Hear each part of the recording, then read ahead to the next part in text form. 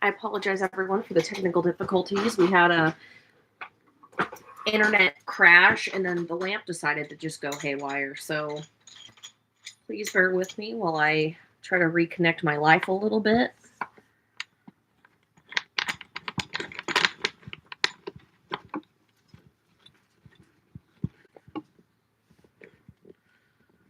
I have an overhead lamp that I kind of use as but additional lighting, not just for live streams, but for painting itself. So.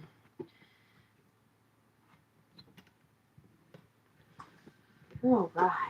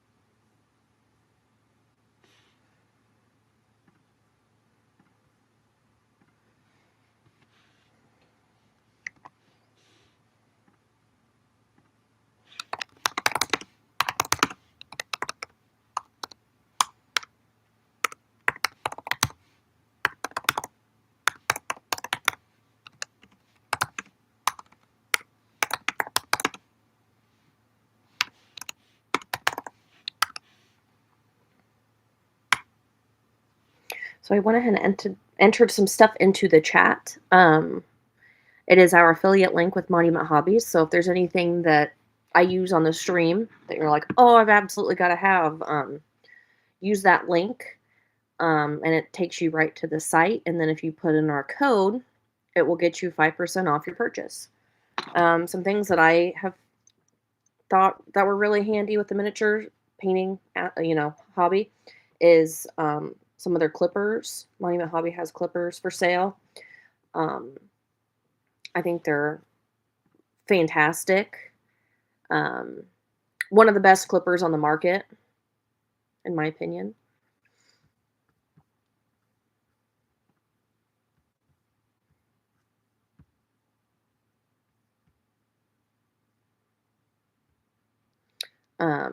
Yeah, they're actually, if you go on the website, they're $17.25.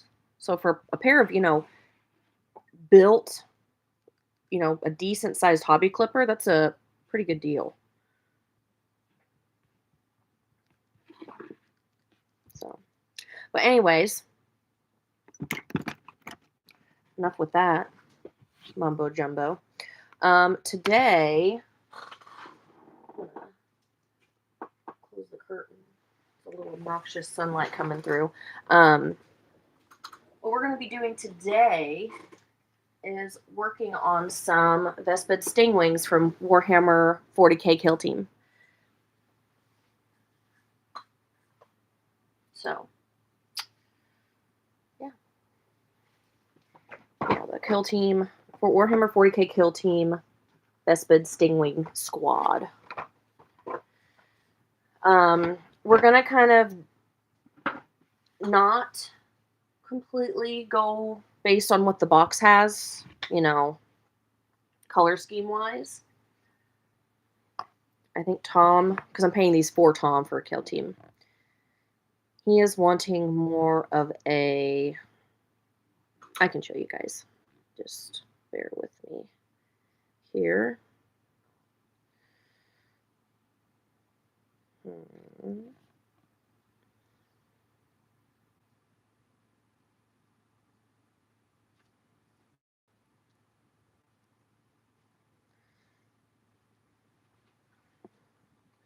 So we're going to kind of be going with this color scheme a little bit. Um, our plan is my plan of attack is going to be to use some Pallid Bone by Army Painter Speed Paint, just to get that real bony looking color. That's the easiest way to do it, in my opinion. I've actually used that method for the B1 battle droids for Star Wars Legion, and I just really liked the coverage and kind of the look, the bony look that it gave. And then, of course, for parts of the weapons, I'm going to use from Reaper Painter, the cinnamon red kind of color scheme that I have going on. And then, of course, some black. And then I still haven't decided what color the wings are going to be yet. He wants like not turquoise, but like an olive green, I think. And I don't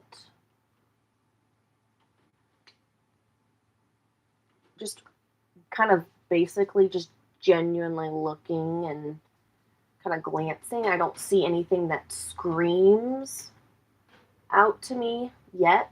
I'm sure that will change. I'll just keep looking through the color options and then go from there, because I really want to make sure they look, he's happy with them and everything. So I'll just keep looking through the different paints that we have and make a nice color, make them contrast well. So I got my colors.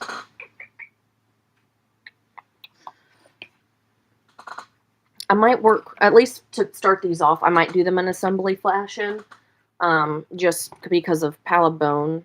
Once I get the right mixture, it's kind of hard to exactly replicate it. Pardon me.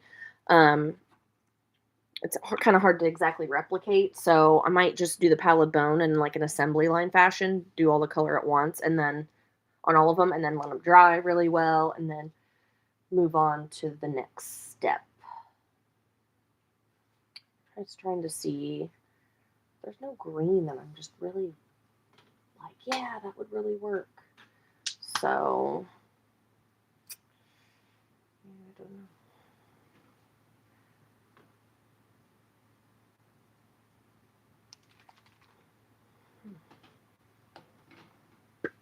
Yeah. So, without further ado,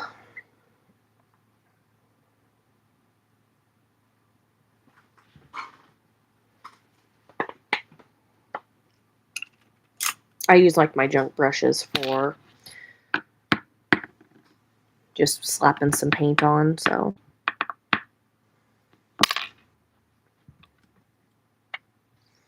Just change the lighting here a little bit. Get the camera down so that way you guys can see it nicely. But yeah, I'm going to start getting my paint together and really get that Pallid Bone color down.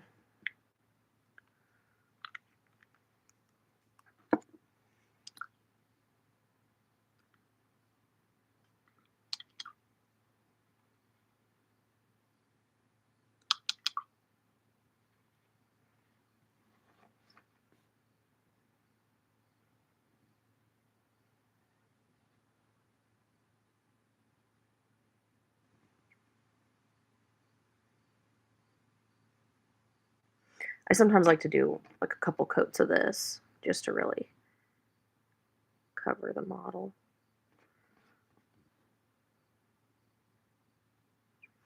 For some projects, I really do like the speed paint. Just depending on what look you're going for.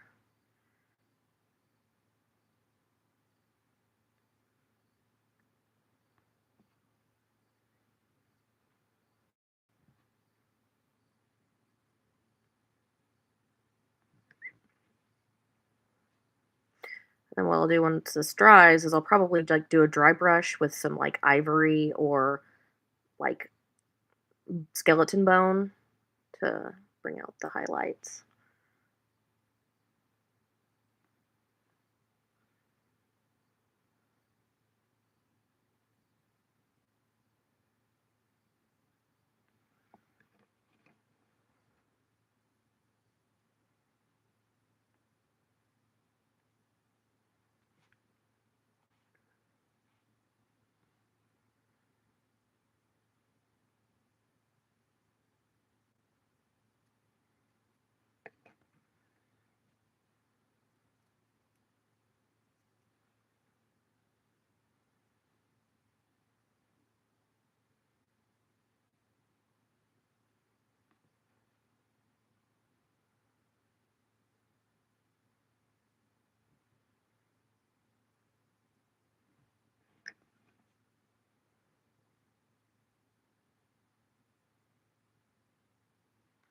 So yeah, you kind of get that bony look to it.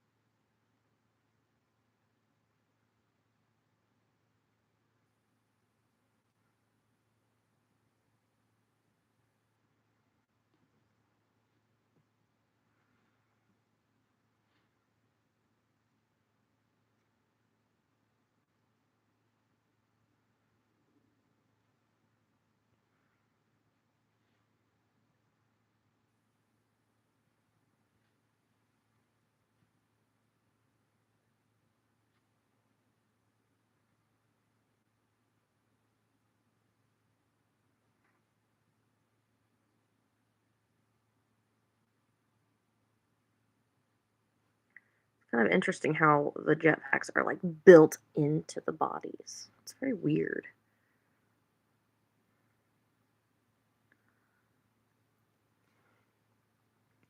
I'm gonna probably do the eyes red to tie it back to the gun.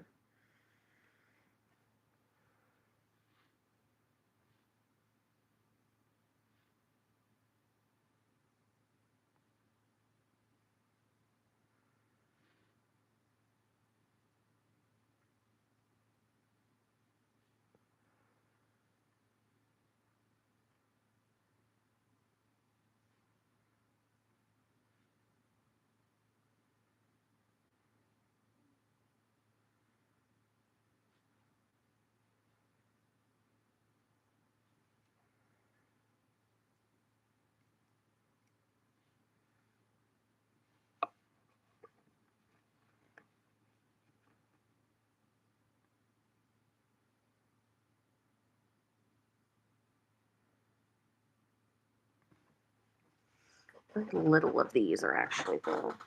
Yeah.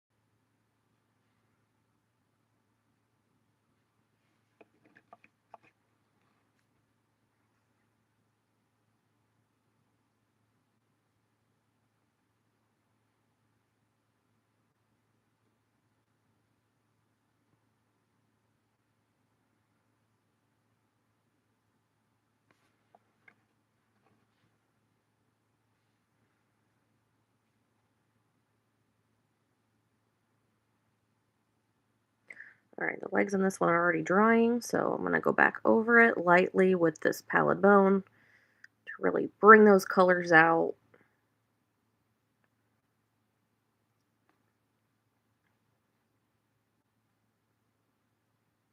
I didn't start out too dark because I didn't know how dark I wanted these to get, but I'm going to start out the tiniest little bit darker and then bring it up.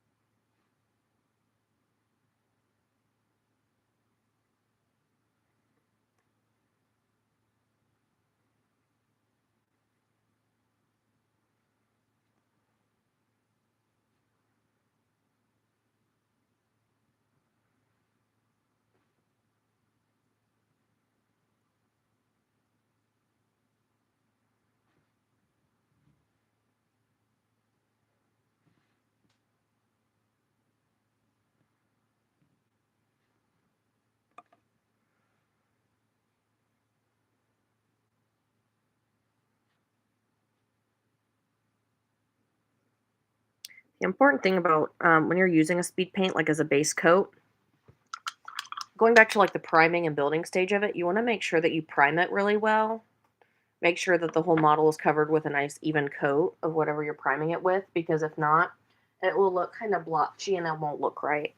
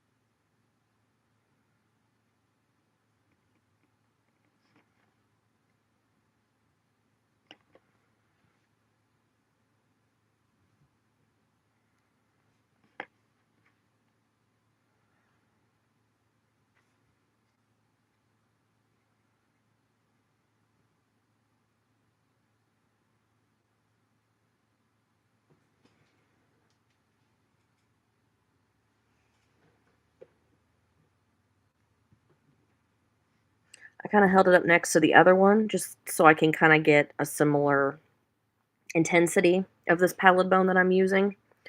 Again, I want to make sure that they don't look exactly the same, but I want to make sure I generally have the right colors. I think these Vespid Stingwings look a lot better than what they have in previous editions. I wasn't aware of how atrocious looking they were. Tom showed me a picture of like older Stingwings, and they look kind of like possessed bats. It's really the best way I can describe it.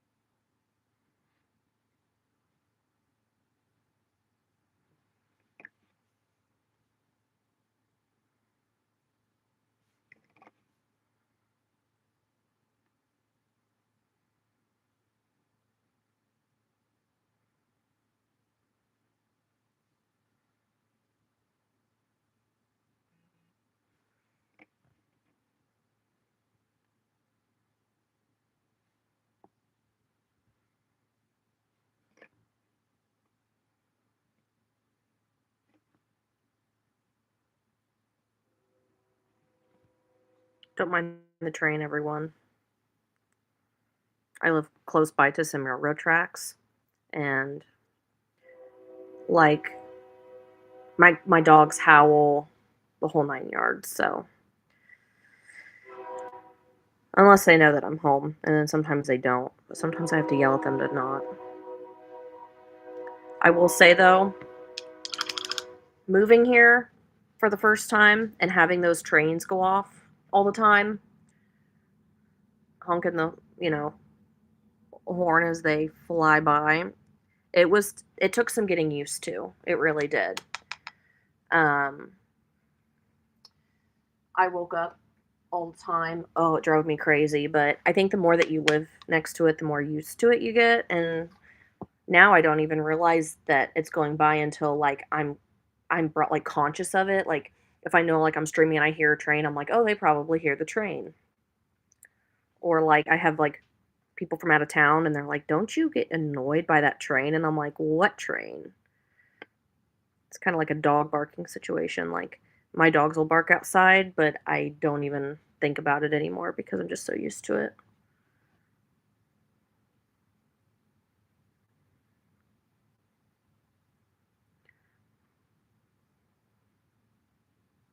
Speaking of dogs, hey Dixie, come here.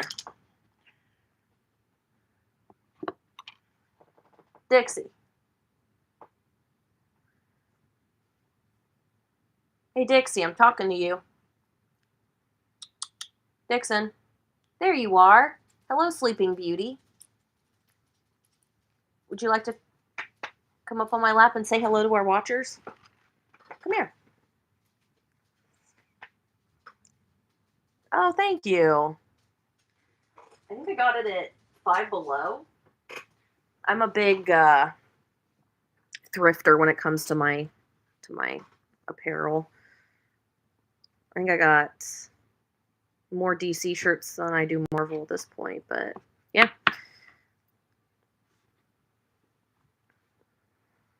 Yeah, I got one that says the Batmobile. I think I have one that says like So Fly or something that has a Superman on it. When the Superman movie came out, a lot of places like Five Below and Walmart and places got a lot of their merchandise and apparel in. So I went and bought it all because Five Below shirts are $5. So if you can find your size, it's a great place to get pop culture shirts.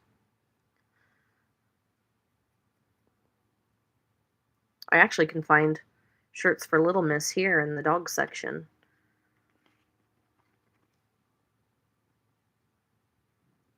They have all kinds of stuff there.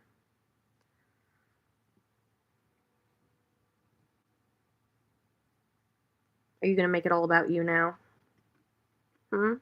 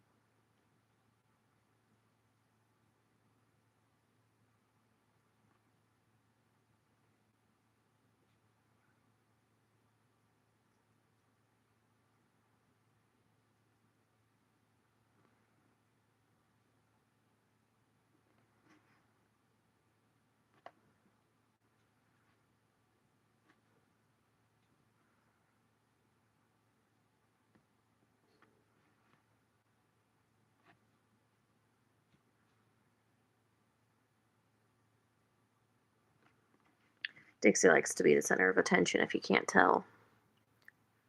She was actually asleep in bed whenever I called for her, but sometimes she's just up my butt. So she's like, hey, I'm going to sit on your lap while you go live. Don't you? Do you know what I'm talking about, you? She totally knows what I'm talking about her.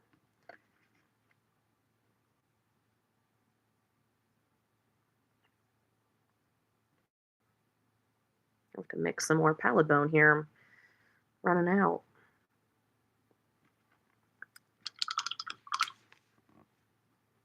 Yeah, I like to use washcloths whenever it comes to painting. I don't know why. I think it just, in my mind, it helps me reduce waste a little bit because then I can just throw them in the washer and wash them.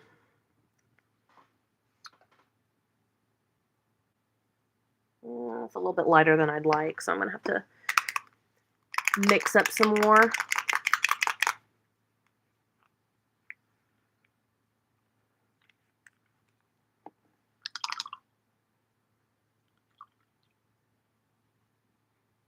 What are you doing?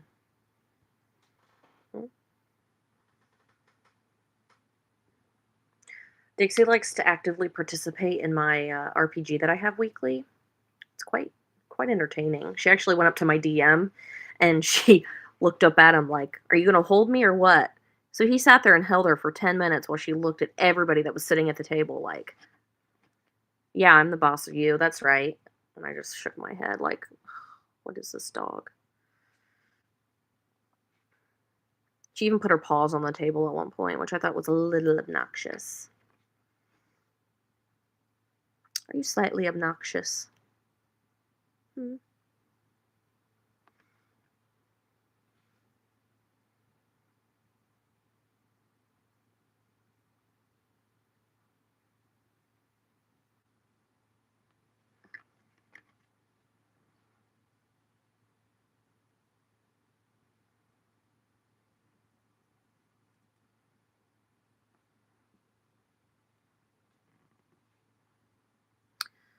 Well, I got more pallid bone. That's really making this one pop more. It was definitely pale in comparison to the other two. We're kind of going for a bony look on the Vespids. Much better.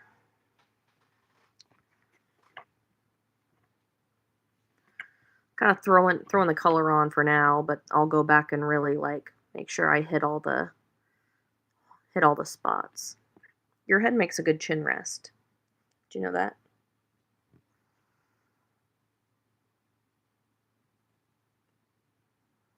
She's like, yeah, yeah, I know you're talking about me.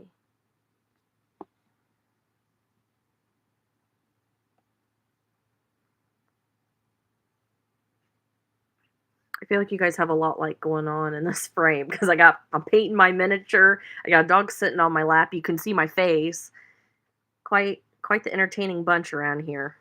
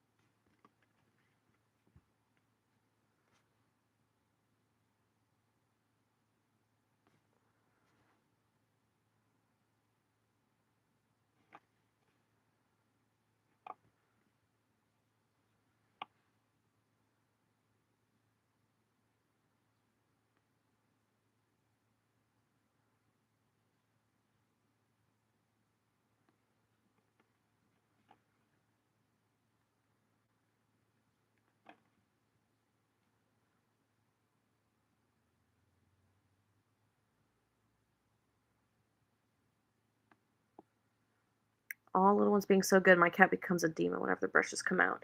Yeah, I was very lucky in the pet department with her.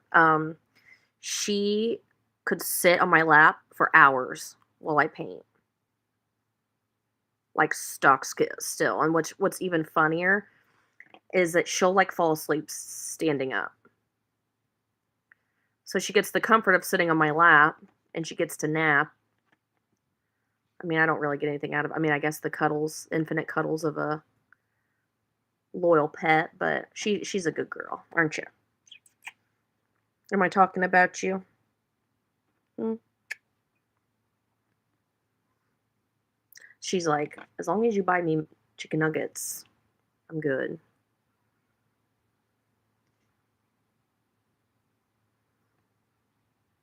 Yeah, she'll like fall asleep, like sitting up, like she is now.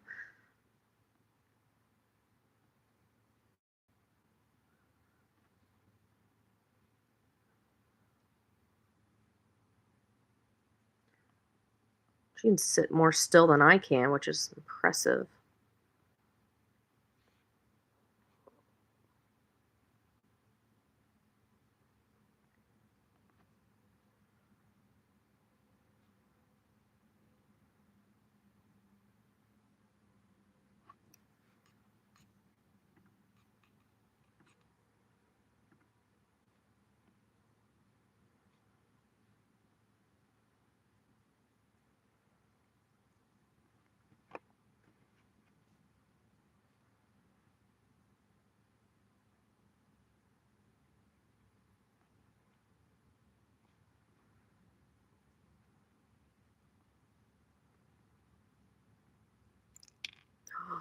You guys all just saw that, right? Ah, good stuff. Good stuff. Guess I'm gonna have to bring the glue out. Poor little Vespid.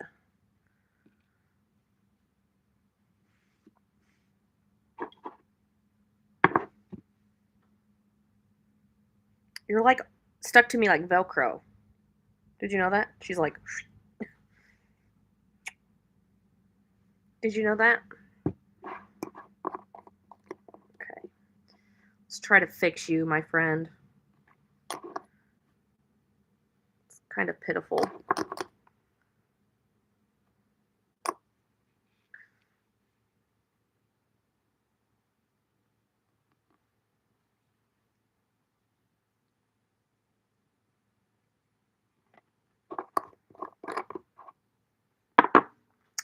Well, while I let that dry just for a minute, what kind of cat do you have? Baboon, if you're still hanging out in the chat.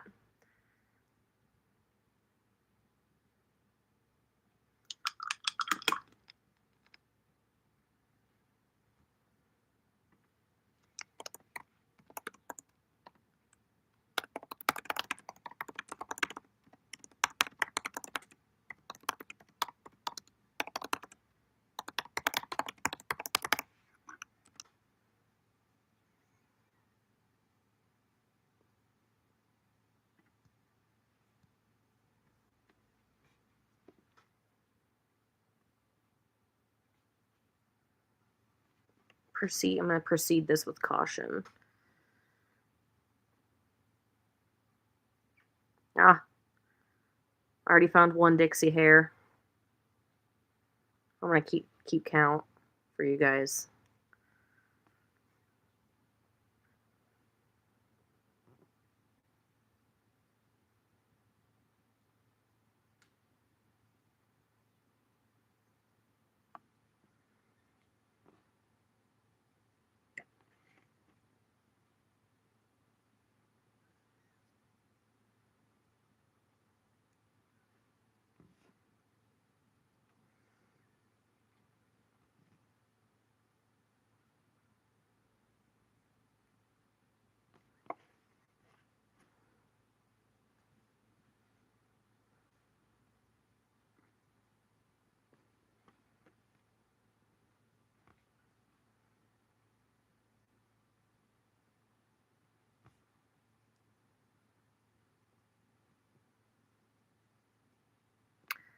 Hello, how are you today?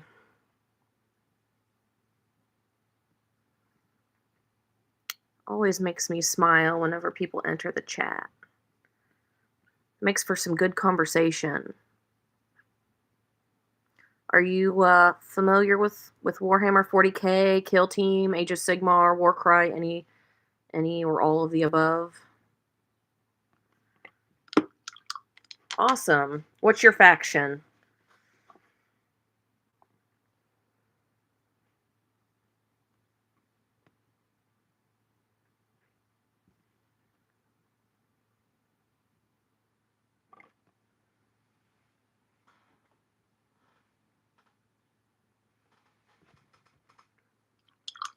Oh, excellent. I'm a Space Wolves player. Soon to be player, rather. Um, I have a crusade I've been invited to participate in this weekend.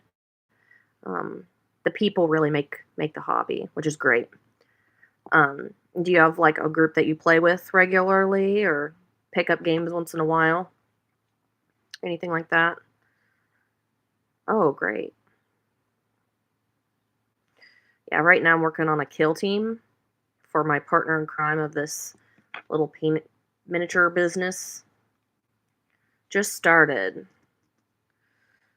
It's always so exciting getting into the hobby. I love telling people about it. Um, what questions do you have about the hobby or any of it in general?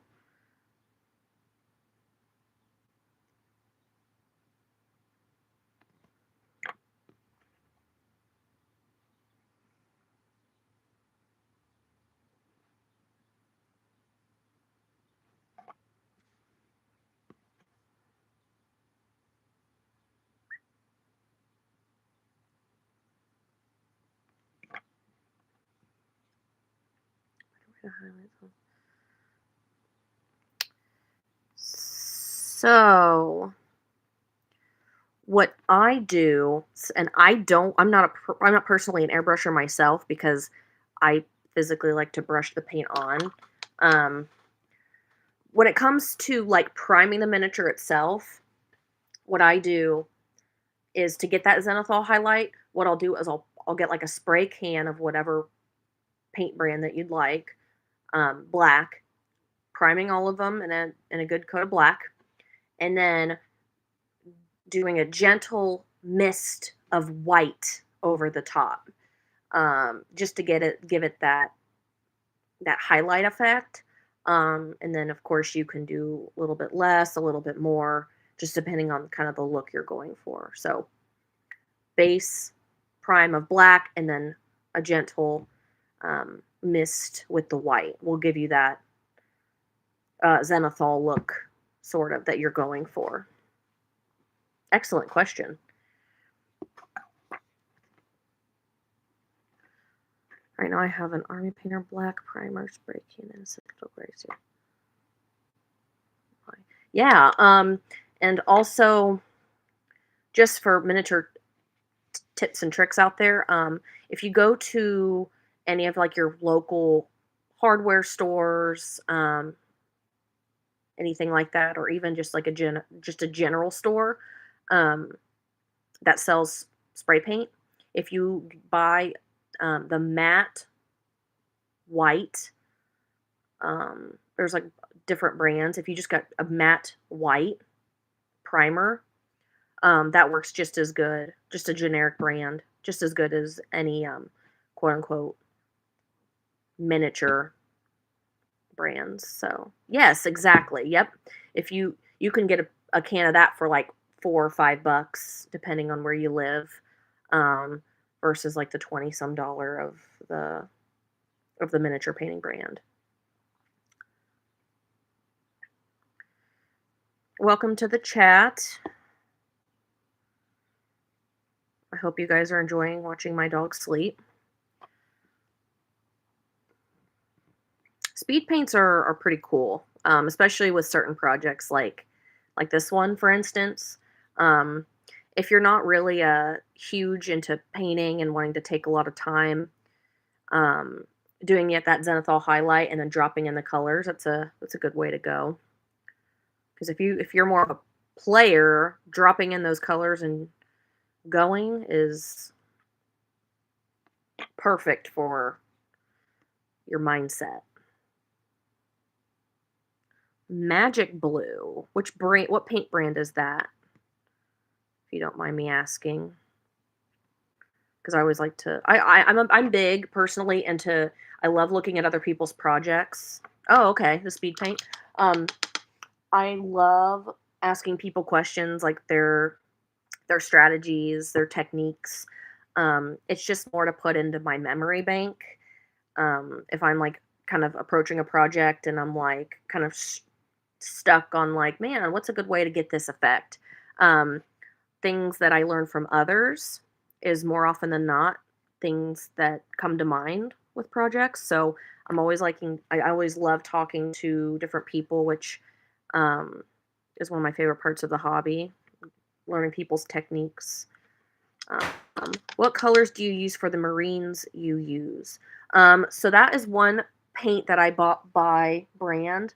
It's by Citadel. It's the Rust Gray. It was one of the colors that they recommended for the Marines, but I thin it out using Lasting Flow. It helps like thin your paints out, and make them like cover more smoothly. I use Rust Gray for my Space Wolf. Yep. Exactly. And then for highlighting, I just add some white to it to lighten it up.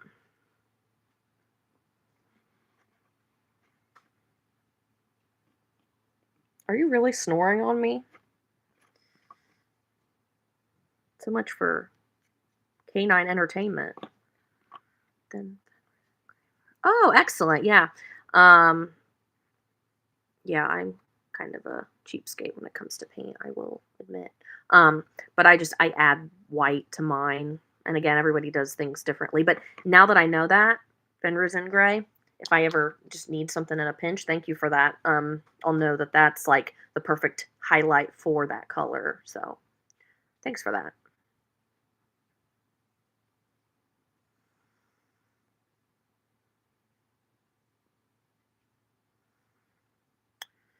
I'm gonna have to mix some more. I've been going through this like crazy because I don't put much paint into my palette at once because I don't like to waste paint.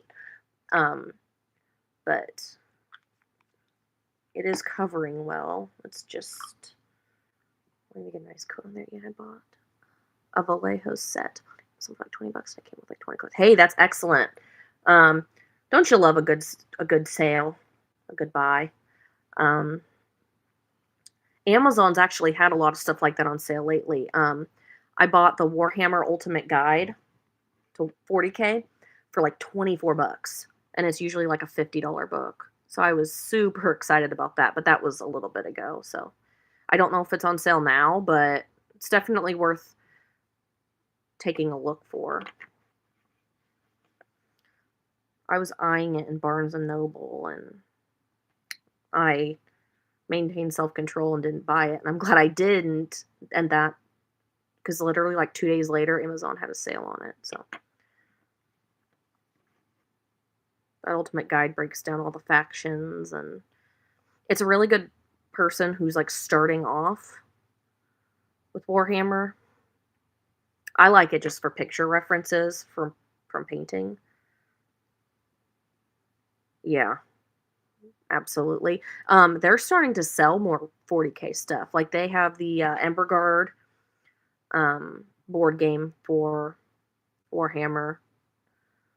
They're starting to do more of like the skirmish type games and selling more of their books, which I think is really awesome because they're really into D&D and stuff, and they have like a whole D&D section, and then they started doing Warhammer more recently. Target sells a lot of their stuff too now. The individual like blind bags, the blind boxes of the minis. Actually, I think I have a couple on my shelf. No, maybe not. Maybe I built them. Yeah, but you buy like these little boxes for like $8, and it comes with a mini. There's like a different options that it comes with, but whatever you buy. Yeah, Target's a great place to hunt for stuff. Sometimes they don't have them, but the thrill of the chase is by far some of the best part. So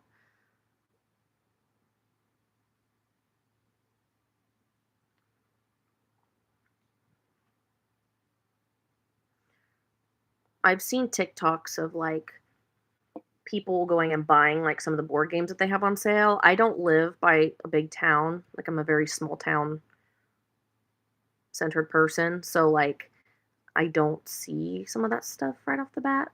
So sometimes I see it online before I experience it in the store, and some people have been finding the board games for like 12.50 or something, 12.50 to $20, and they've been buying them.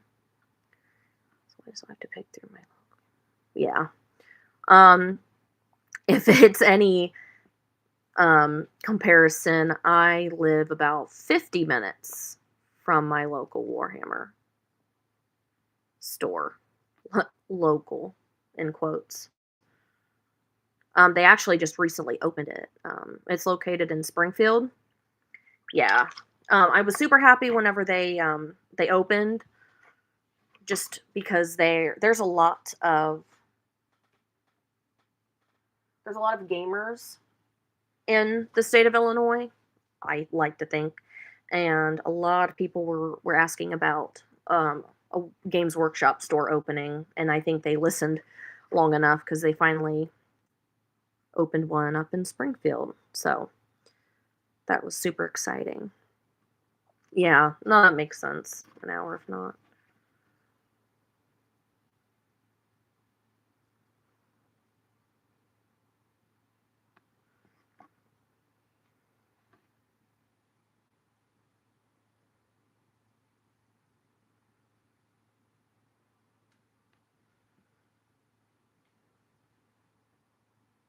Oh wow. Any military personnel come off the base to buy Warhammer?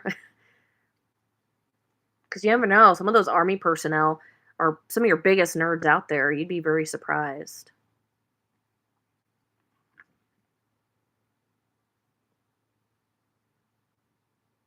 Yeah. Um,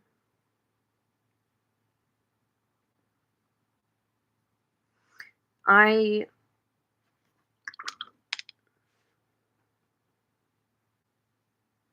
yeah. Some of your local game stores do have some, like the mom and pop type game stores have some of the best deals too. Um, like getting into the hobby, the close-knit community, things like that.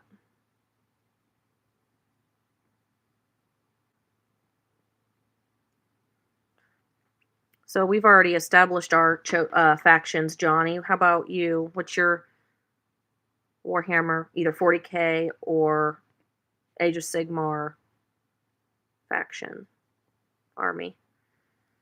I got mine. Yeah, excellent.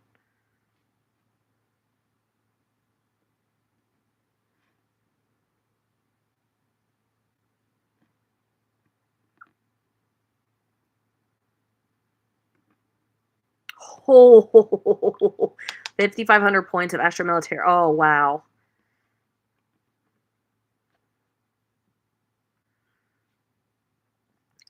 That's a lot. I'm impressed. It's dedication, right. Have you been on I think I literally said that exact same thing. It's either you came up with it on your own and great minds think alike, or you heard me say it on here. But anyways, yeah, I like to tell people it is not an addiction, it is dedication. Great minds think alike, Johnny.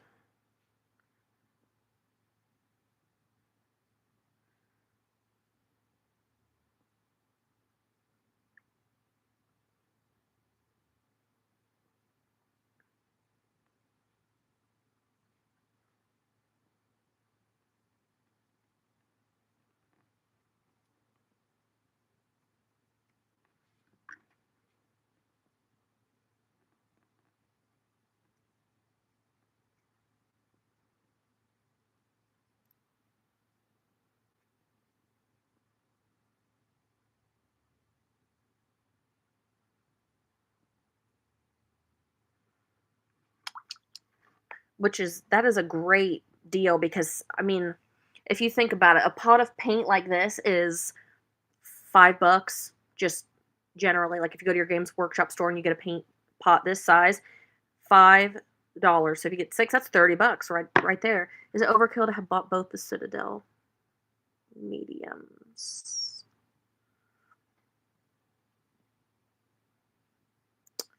What do you mean by that? Oh wow, $8. Yeah. It also just depends on the size because like um, some are like this big and they're $8. Are you talking about like the like the lasting flow type thing? Because you can never get too much of that. Contrast medium. Yep.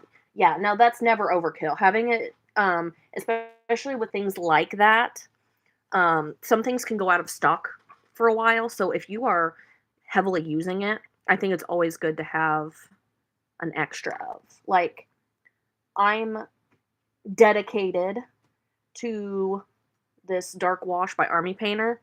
I have about 3 bottles of it because I know that I'm either going to use it and I don't want to be without it in case like they just can't get any in at my local game store, or they just can't get it in. Um, if I ever found out they were going to quit selling it, I would probably buy every bottle that I could get my hands on.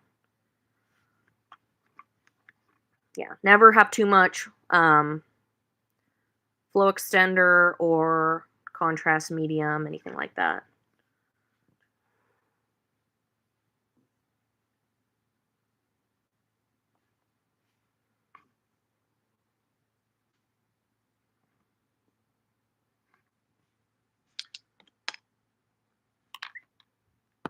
My man, you want to talk paint?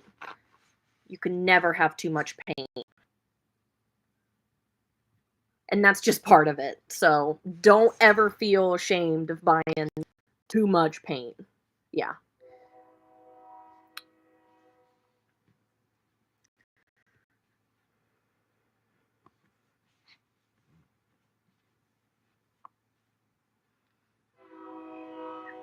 Don't mind the train, folks. It's just part of my life. Um, these models are from, yeah, the Vespid Stingwings 40K. Yeah, they look pretty awesome. They do look a lot like Wasp. Like if you were to um, Get like an alien hybrid with a wasp. I like trains. Don't you shame them. I think it's obnoxiously loud. Some conductors will come through town. They'll honk once to just make us aware that they're here, and then other train conductors like blast us into oblivion. And I'm like, why? Why do that?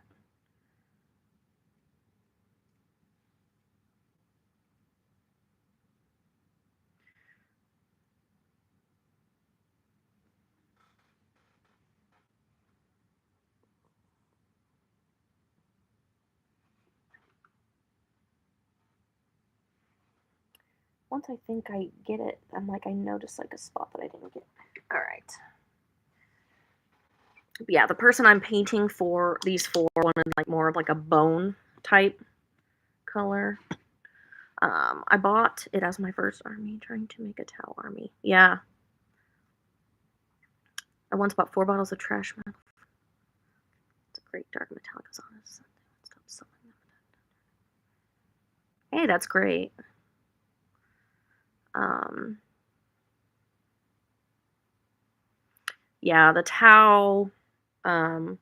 So there's me, and then there's Tom. He's the other main painter of Battle Brush, and he's the one that got me into the hobby. And actually, if you guys want to hold on just for a second, I can show off a couple, since I'm out of paint anyways, show off a couple things I've been working on. So, because somebody in our town, in our local game store, they're trying to get a crusade going. We are working on our own personal armies too, in addition to doing commissions. This is Tom's army, the Tau. This was a recent paint job, just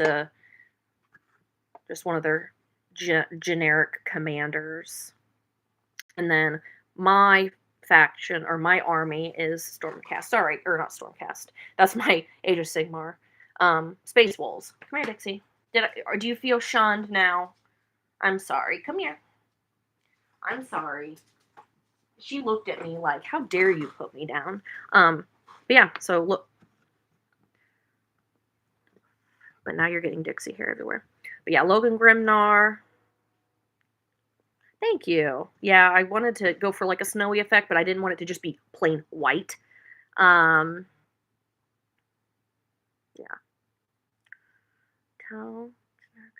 Yes, Johnny, I agree with you. Whenever Tom asked me to kind of help him paint his army, he showed me and he's like, here, this is what they need to look like. And I got a lot of like anime vibes, like the building kits of, oh, what's that called?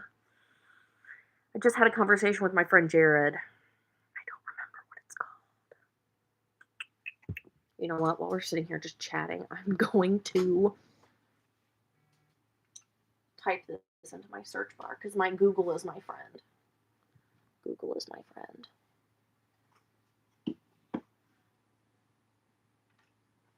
Okay.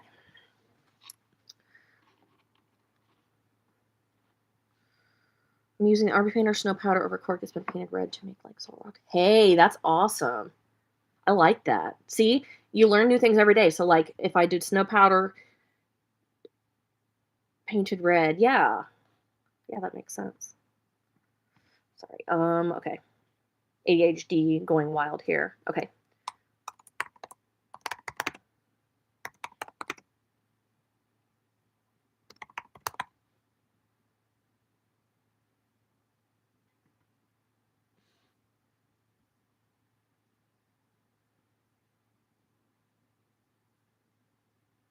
Gundam.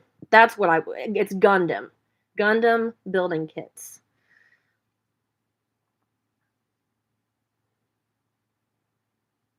I'm using it right, yeah. The powder that I use, I honestly couldn't tell you the name of the brand. It's just Hobby Snow. I bought it at Impact Gaming down in Fairview Heights, kind of down by St. Louis, Missouri. And they had this huge container for $5. And I've hardly put a dent in it. I bought it specifically for my Space Wolves, just to put here and there. Again, I didn't want to cover the whole thing because it makes it look unrealistic in my opinion. But I did want to do like the mountainy type, like you have like the gray rocks, but then you have like the light brown kind of packed earth, look because the ground's frozen, and then you kind of disperse this intermittently. I have a massive snowbox spot. Yeah, when I'm doing my tail army, I went.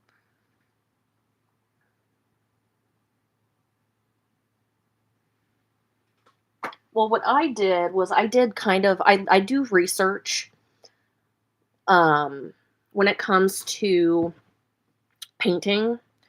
I'm more of a recent 40K painter slash player. Um, I do a lot of research, and I found out that the Tau live on a type of planet where it's very like volcanic and barren and desolate. So what I did was I didn't really go for a red base because I wanted some sort of contrast. So what I did was I did like a brown kind of scorched, like whenever you think about like a fire happening, like when fields burn, because I live around like farmers and stuff, whenever like they burn the fields to like reset their fields, the earth kind of has like that brown burnty look. So I kind of was inspired by my local farmers, believe it or not, to make this type of base. So then whenever it comes time to things starting to grow again, um, little green like weed shrubs type start growing up. So then that's kind of what inspired me to do the base that I did because it has enough that it yeah, like a dark burnt brown, exactly. And I wanted to do, some shrub around there just because the base is kind of big in nature, but I didn't want it to be so overly like obnoxious, like flowers, like that's not realistic to lore. Like if you think about the Tau planet, you're not going to see flowers, you're not going to see luscious green and blue and purple plants and things like that. You were going to see barren, brown, desolate, flat, maybe green shrubs here and there. So,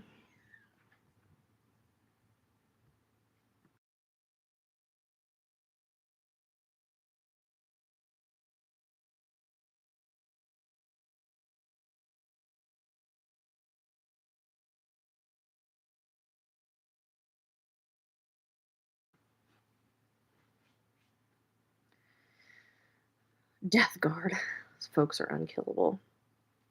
I've heard, I asked Tom, my main counterpart, what army is the hardest to play against, and he personally says from experience Necrons because you can basically resurrect them from, as long as their leader is still alive,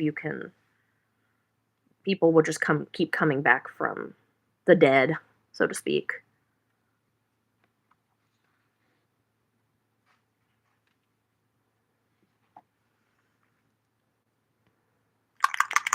Oh wow, yeah, that's intense. What with this? Yeah, no, that would be great. And again, it's all like in personal preference too, like what you want them to look like. Yeah, it's great to do contrast and stuff because it's appealing to like the eye. But if at the end of the day, your army, your mini. What you want to see when you look at that mini is what you want to go for.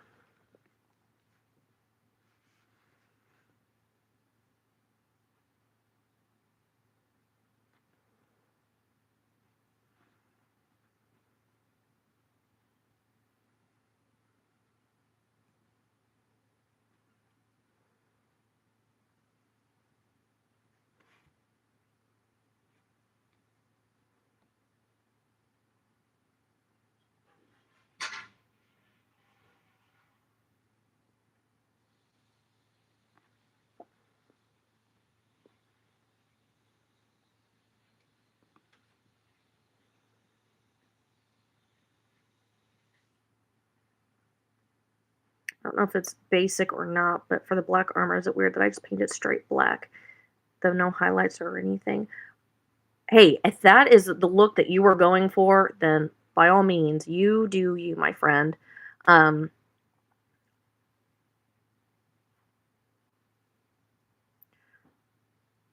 I am just going to share my 2 cents. But what I do is like I'll do like a really, really, really dark gray and dry brush just a little bit, just to give it a little bit of contrast. So if like there's like details that I want to be seen, just doing a quick little dry brush with that. That really helps things pop, but if you're going for the matte black look, then by all means, leave it untouched, leave it. I might be getting a little wrong, but I don't really mind if I do something like, hey, there you go. Lava Crute.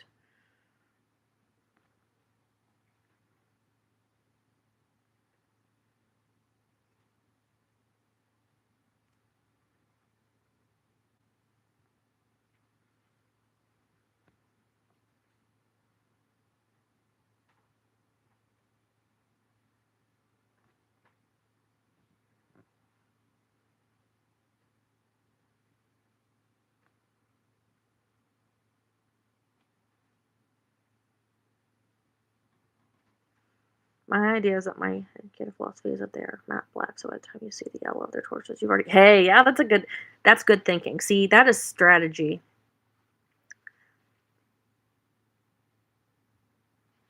That is a good creative way of thinking. That is thinking outside the box, outside the miniature box, I should say. And the red eyes. Yep. Speaking of red eyes, I'm going to do red eyes on these Stingwings here to tie it with the red and black guns.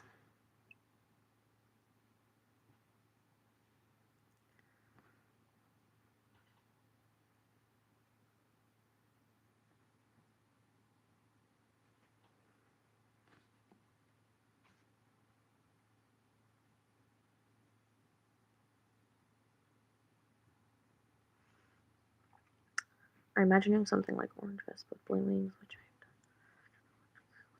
Secondary orange white. Yeah, blue and orange contrast really well. I've actually painted a Commander Farsight. It's actually at Tom's house, the owner of the army, because until we get them all together for like to symbols like assembled as an army put together like that, he has it like on display on his desk. But yes, I have painted a Commander Farsight. Um, Beautiful model.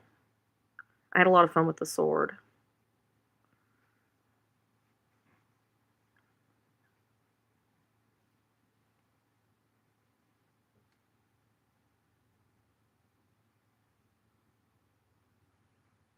I saw a guy on YouTube paint a Tyranid like a Terminator. Hey, yeah, that's cool.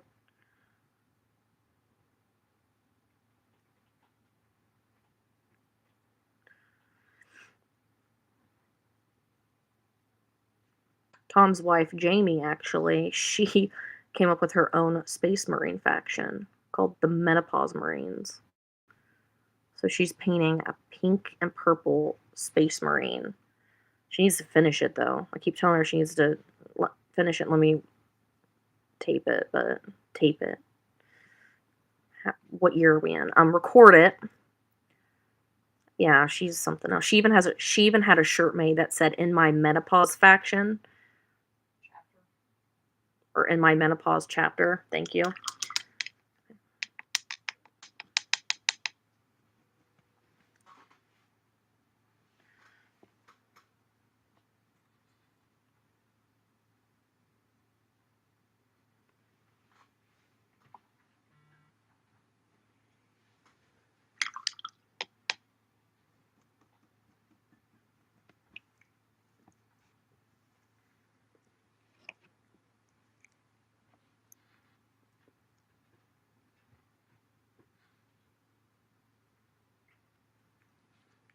Thanks for hanging out, Bones.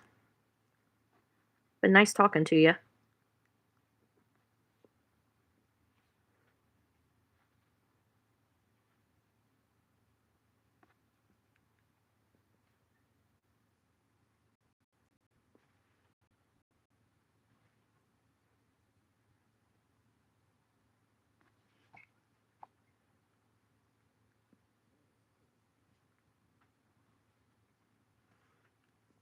What's the best way to paint vehicles black if all I have is Black Legion contrast paint? Well, if I were in your shoes and I needed to paint a vehicle black, what I would do is I would buy like a Rust-Oleum can of black primer and prime it black, and then brush on any metallics that need it. Because whenever you paint metallics over black, it really makes the colors pop of the metallics. Um, Again, that's just my 2 cents. And then I would probably gently dry brush like a dark, dark, dark gray just to bring out some of the details. That's kind of just a quick way of doing it. Are you all right? Are you gonna make it? Are you wanting down? Is that what it is?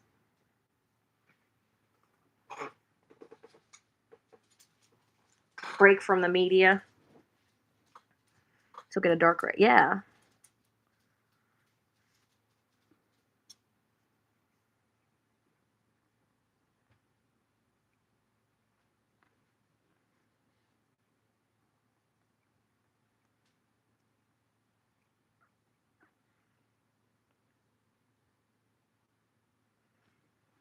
Yeah, she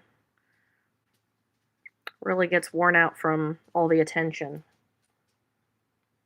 I think she wanted to stretch her legs because now she's walking around my office like, hmm.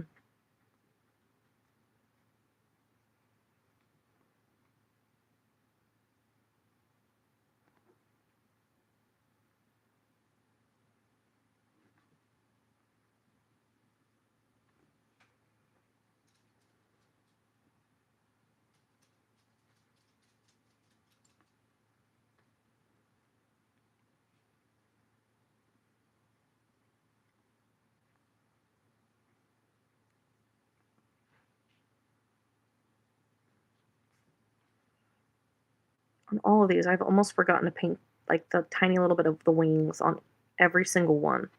I think it's just because it's such a small area.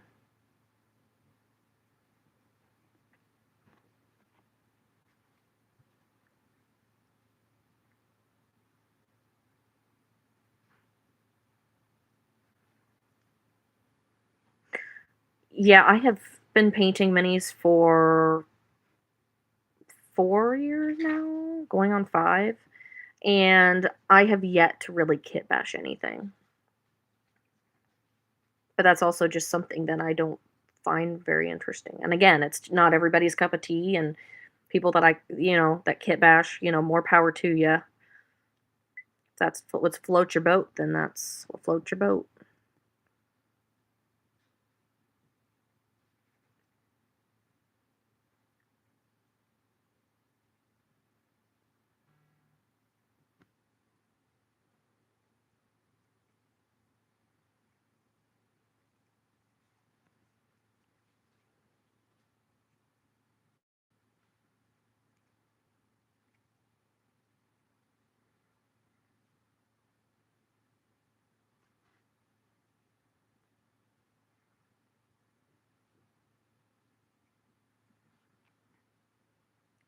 Having to cut up sprues and glue to Hey, that is innovative. That's thinking outside the box. I've been wanting to try to figure out things like making basing look better using sprues, like cobblestone type, like paths and stuff like that, because I think that looks cool.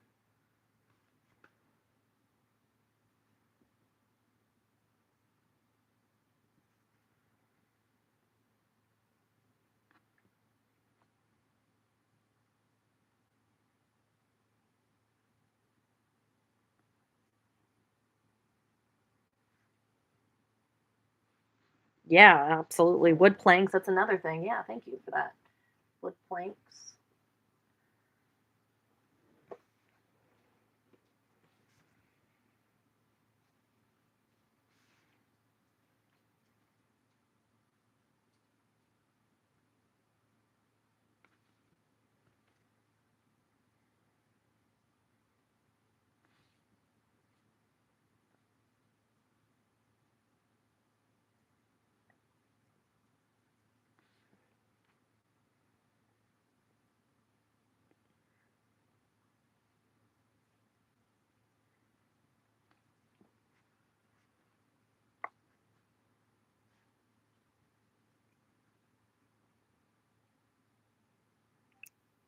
Because unless you can, like, 3D print, like, good terrain, it's hard to get good terrain without paying an arm and a leg, I feel like.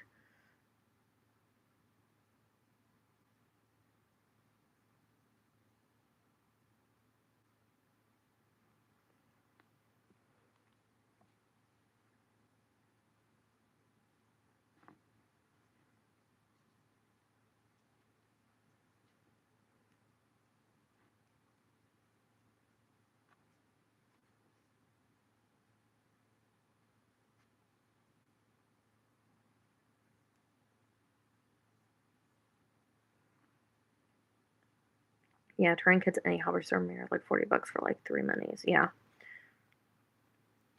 Or the cheap stuff is literally cheap stuff, like, you pay for what you get, like cardboard, and it just doesn't look right. Like, some of the like, the Kill Team set, by the introduction set, it comes with, like, the one that just came out, the Plague Marine, Space Marine starter combo kit thing. It comes with, like, wood terrain. Now, granted, it's, like, decently cut wood, but it's still it doesn't look right when you have the nice plastic models and then you throw in, like, a bit of cardboard, like, "Here you go." It just doesn't really. So, kill teams, in my opinion, yes. Um, just for the simple fact of it gives you an option, like, if somebody wants to get into the game but doesn't wanna dedicate, like, 2 hours or more to their day, getting a kill team army gives you just a small little skirmish game with somebody, or you can add it to your army as extra points, so you can kinda kill 2 birds with 1 stone.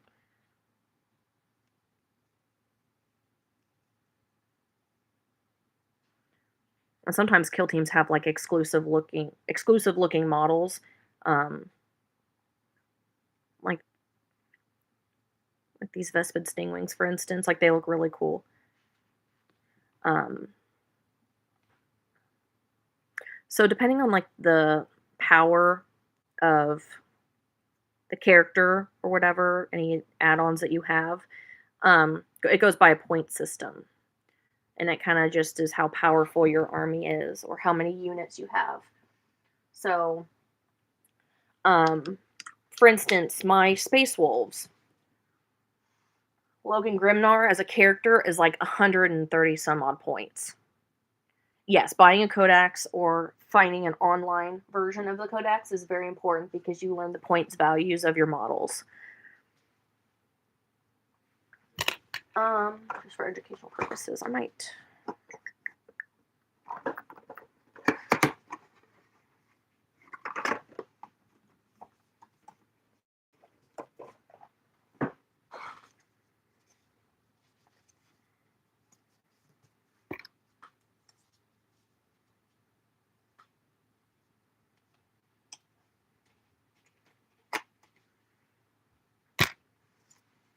Are we allowed to mix factions in a game? So typically one person only has like an army for a game, but you play somebody else and they have a different faction. Um, but I guess it just really depends on what. It's a very open-minded type concept game, in my opinion. Like if you basically like unless you do a tournament, of course you have to follow like the legal rules. But if you want to just play with like a buddy, you can basically do whatever you want. Because I have a fire strike sword that space will. Yeah. How many teams do you have? Well, me personally, I have basically a 2,000 point Stormcast army, and I would say about 300 of the points are painted. And then I have like a 500 point Space Wolf army currently, and about half of that is painted. And then, so me personally, I have 2. And then my counterpart Tom, he has a Skaven army and then a Tau army. So we each have an army. We have each have armies for Sigmar and 40k. And then for my that would depend like on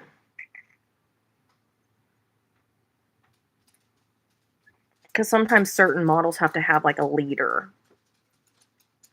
So, how about you, Chuck Wagon? What armies do you have?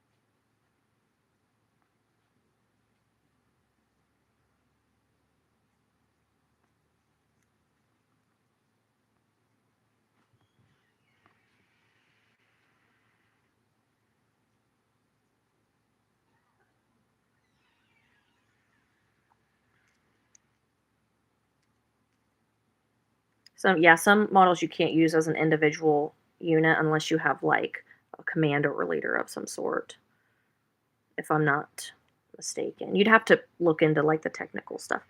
In Kill Team, I have Inquisitors. Death Guard. Wow. So quite a few Kill Team options, and I like it.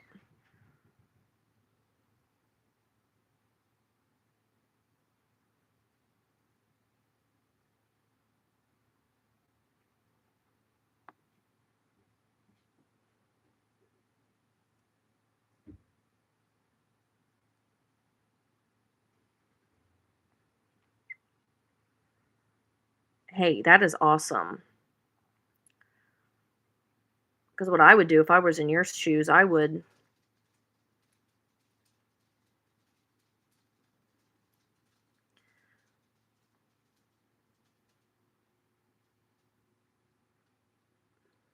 take them to my local game store and invite people to play.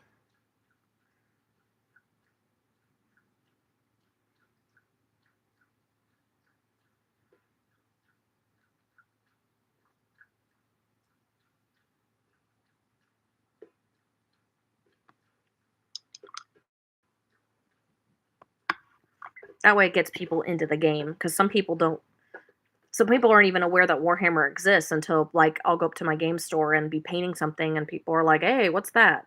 Especially, like, Magic the Gathering players, they're very magic oriented, they're magic focused, but, like, they don't really think about it. And then I start to, like, paint at my game store and they're like, "Oh, shoot, like, that looks really cool."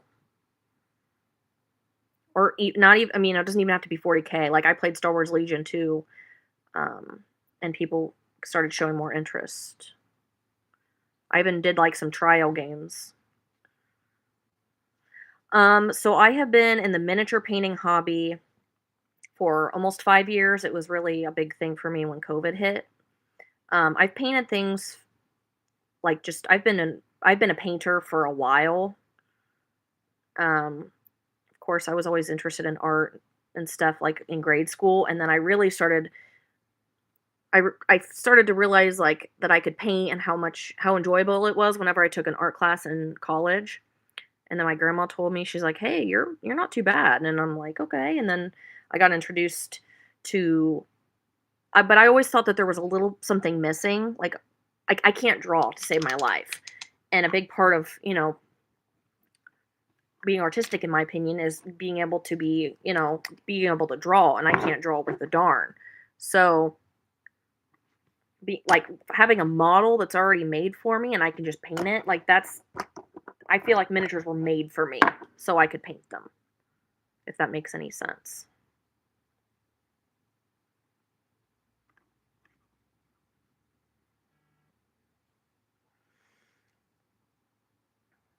Yeah, right.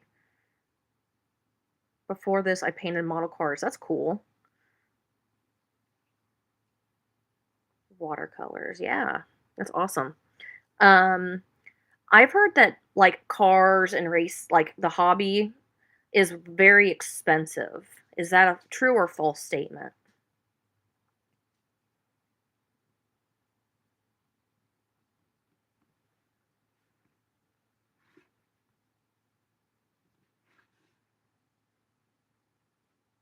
Very okay. So, because I've been to just some like town and stuff, and they have like stores dedicated to that, but I've never been in them, so I don't plan on getting into the whole racing hobby, and I didn't want to go in there just for sheer just knowing how much potentially it could cost. Wow.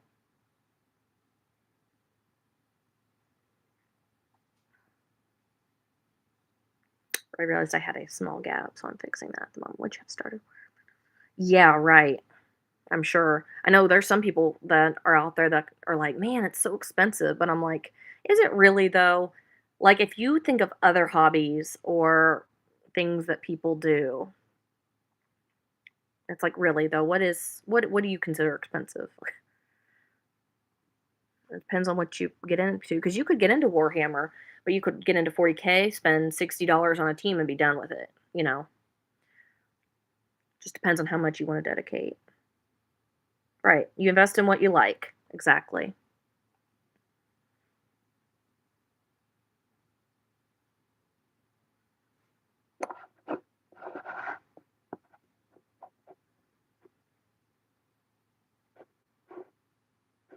It's expensive for me because I'm poor.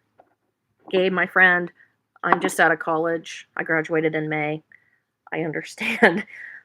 Um, One of the reasons why I started doing commission painting on the side while I wait for my new job to start, is it helps me pay for the hobby itself. So like the money that I make with commissions, I just put back into the hobby. So it's very rewarding.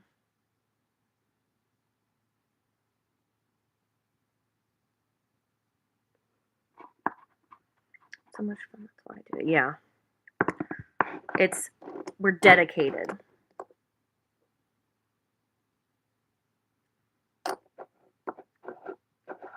And that's one of the reasons why I got the ultimate guidebook, is so whenever I go to do commissions, I can use it as like a picture reference of, some a lot of times when people will give me like a description of what they want, or like I have them write down what they want color wise, and if they just say, "Oh, just paint it like a generic," I can just pull a picture out of the book and show them like different options to choose from.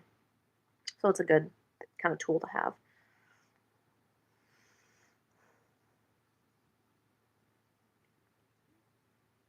Commissions are great. Yeah, especially for people who don't enjoy painting as much. They're more of just the players,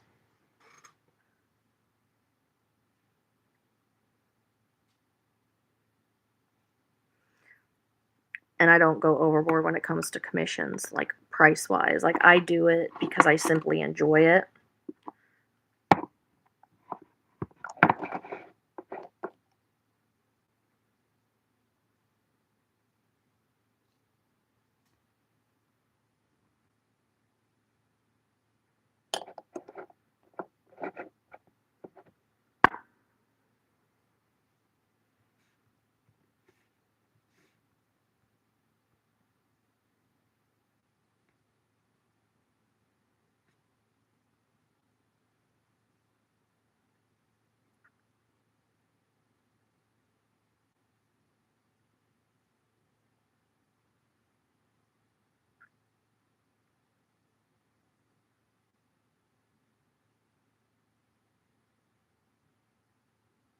All right, that's fitting together. Much nice, much more, very nicely, much nicer. However you want to word that.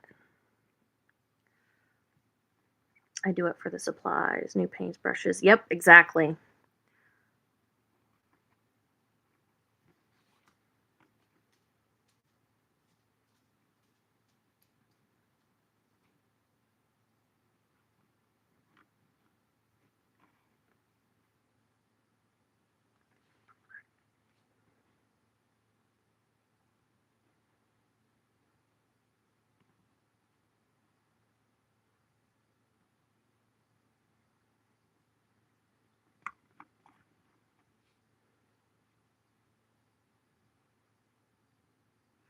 Alright, so this is the last Vespid that needs, like, the base coat of the pallid bone, but I'm gonna go through and double check that I have covered the surfaces appropriately, so that could be bad.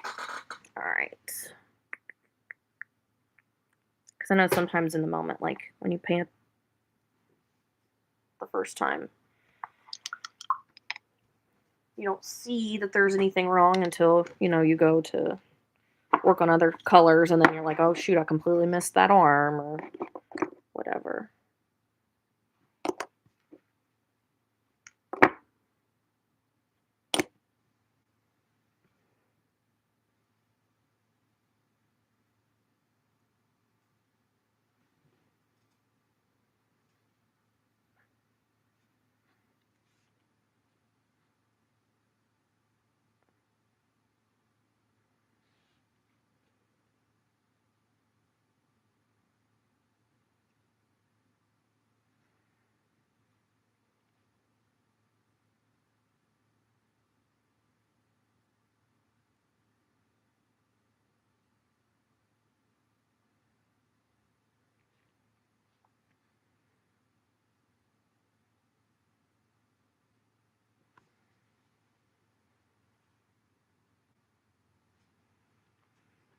Would a spray can of Wraithbone be worth it if I'm paying a lot of Tyranids?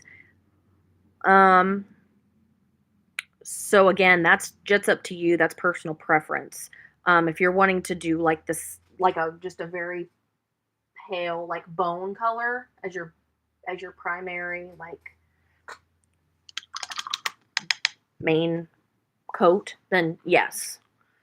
Um, why could like if I were to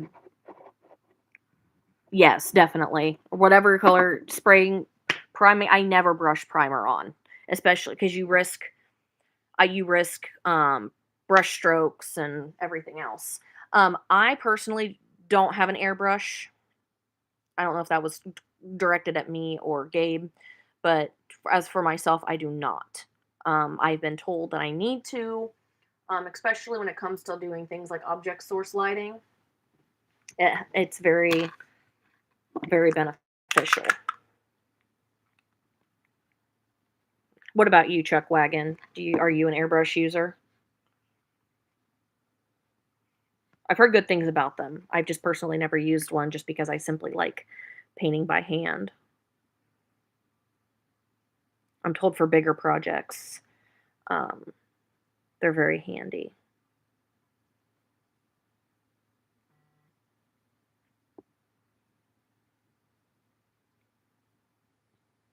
Yeah, I'm sure. And a lot of paint brands are now like coming out with exclusive like airbrush paints. They're thinned down well enough that you can just put them in your airbrush.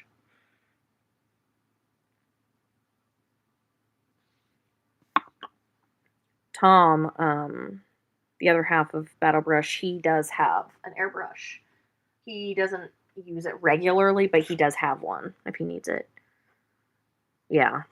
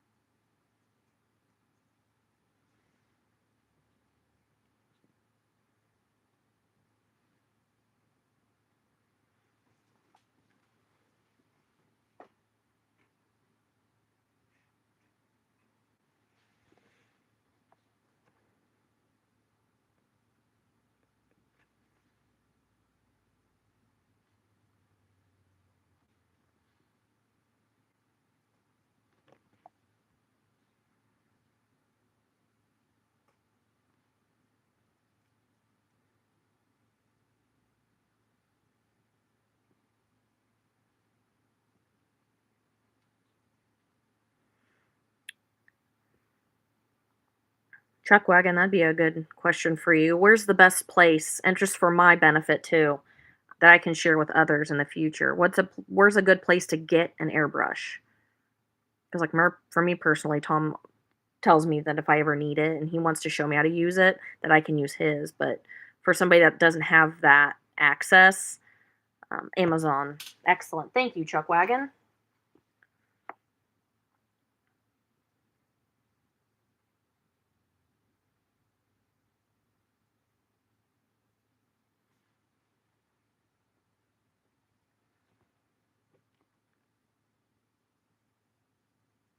Amazon is everyone's best friend, including mine.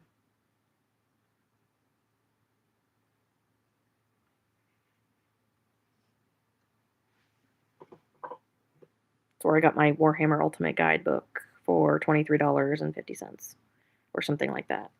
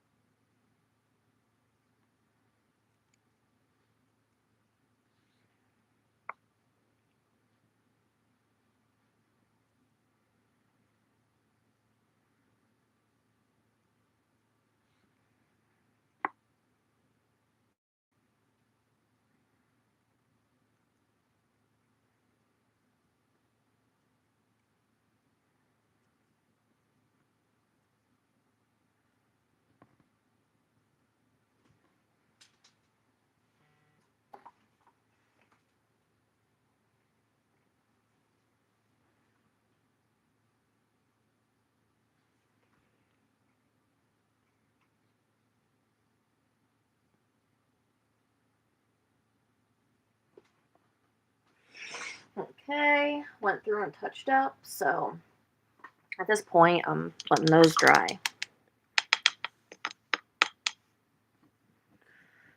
So, got our pallid bone on. So what I'm thinking for, I'm going to pull it back up to my face so it's just a little less awkward.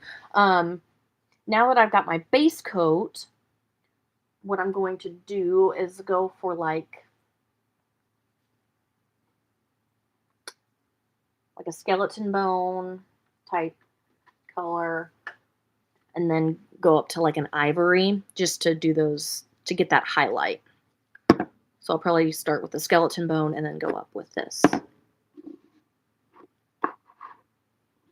I usually paint highlights on by hand, but if it's like over like the entire model and it's like infantry, I'll usually do like a dry brush, a good dry brush.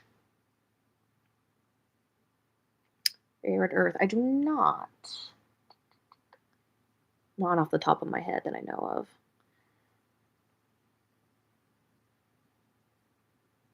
of. I will admit I don't have a lot of army painter.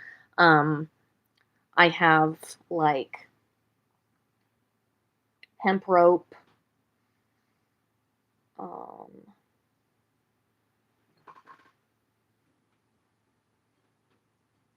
a few blue speed paints, and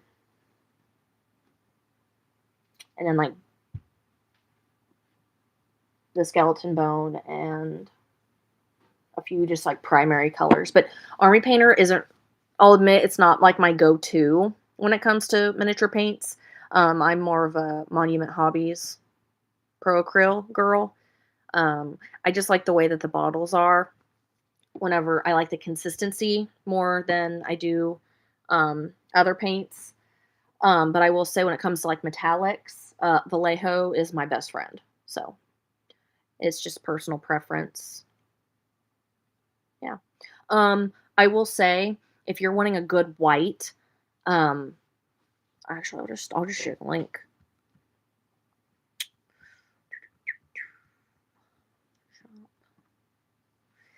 Their Pro Acryls. This is how I got into this brand. Their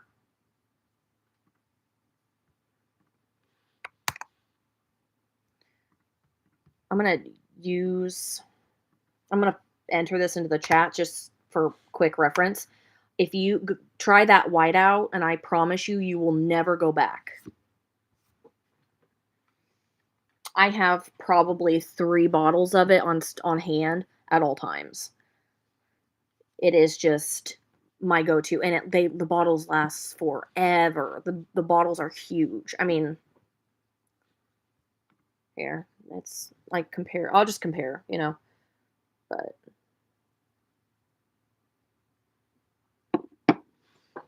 but it's like I could prime something black, take the white and go over it, and I could do 1 coat and it would decently cover it. It is just so strong, so prominent. It is, in my opinion, the best white on the market. I've heard good things about that white too.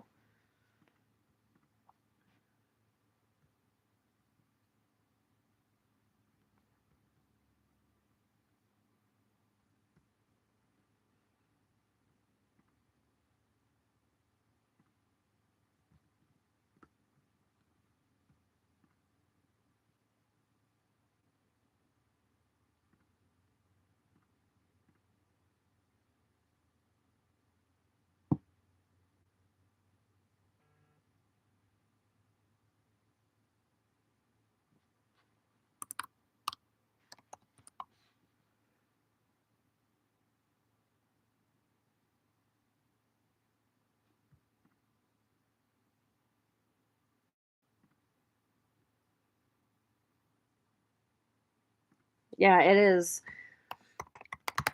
I send everybody in that direction just because it is such a good white.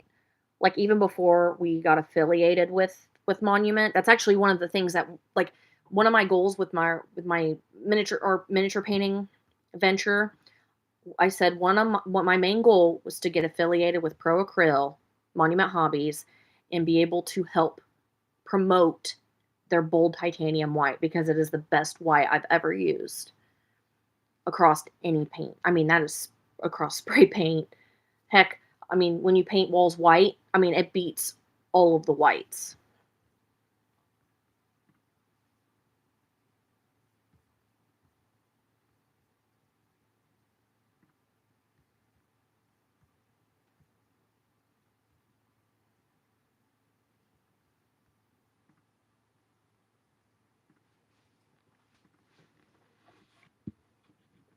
And if you do happen to go to their website and order it, or if you get it from your local game store, that's cool too.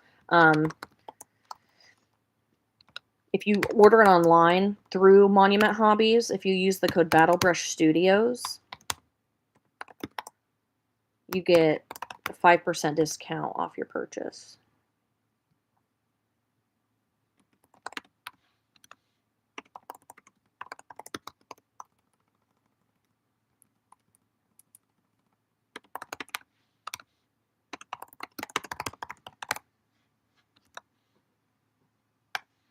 I'll enter that into the chat as well because I'm a visual person personally, so I try to provide that there as well. But yeah, but any way you can get a hold of some of that, I highly recommend it. And I've heard good things, so I will do my best to try to get a hold of some Tamaya.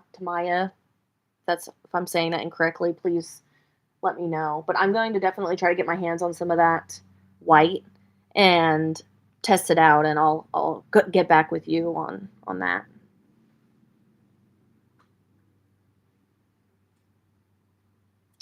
Still waiting on some of that to dry, so.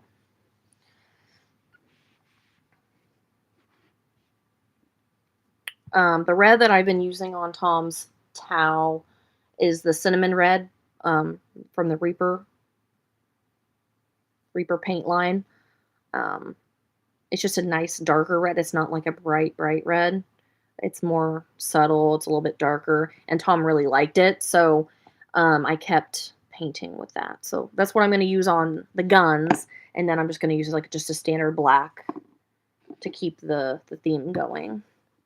I'm still waiting on those to dry because I don't want to dry brush something wet because then it'll smear it and that would not look good.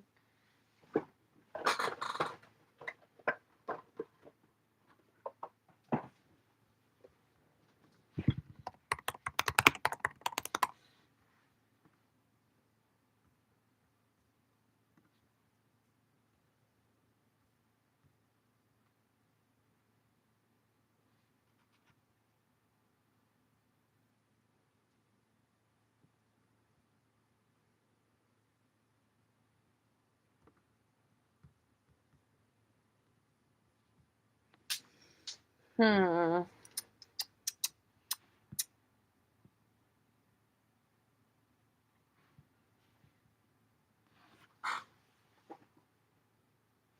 still trying to find a good green.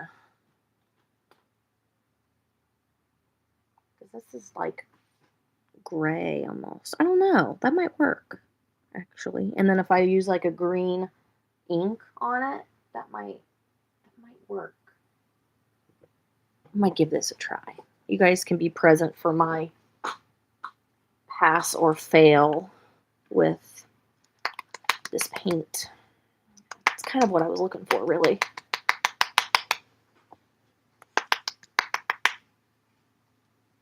I need to invest in one of like those paint mixer things where you like stick it to this thing and it like vibrates and it like really shakes it. Because sometimes these, especially if your paint is a little bit older, sometimes it does not. Like, let's just say the consistency doesn't come out the way we want. This might work, actually. Let's give that a try.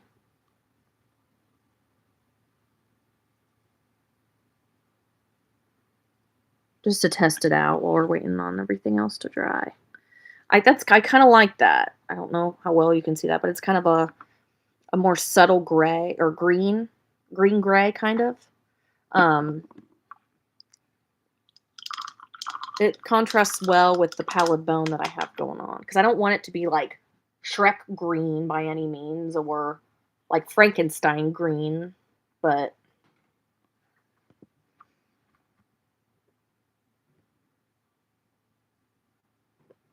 yeah, I think that'll work. Okay, let's see. My makeup brush. Actually, I might pull out some of these. This Nick Pro set comes with a lot of good dry brushes. It's like the perfect size. Thank you. I'm friends with my local game store. I'm friends with the owner of our local game store, and he was like, he got, whenever you buy like through distributors, I guess, they like will give you updated paint racks of like the updated names and stuff. And this was one of like the older ones, and he's like, "Hey, I know you do like painting on the side. Do you want this? You can just have it." And I'm like, "Wait, really?" Because I've like painted terrain and stuff for him to help him out and stuff. And sure enough, he let me have the stand. So, yeah, it was really really nice of him.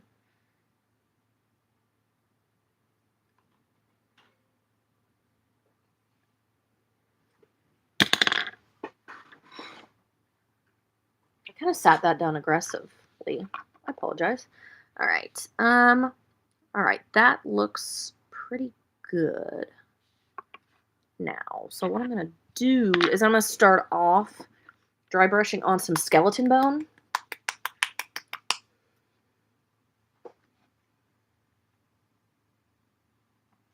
Well, try. There we go. So dry brush, I'm going to get a little bit of paint on my brush and then dry brush off the excess.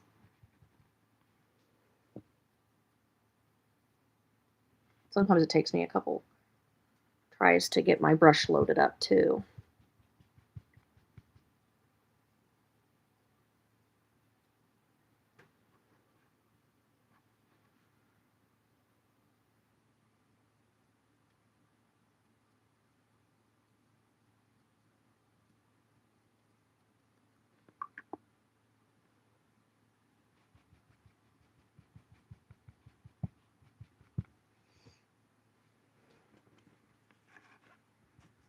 I was going to say, enough with my ugly mug. I need to get back onto the painting shot.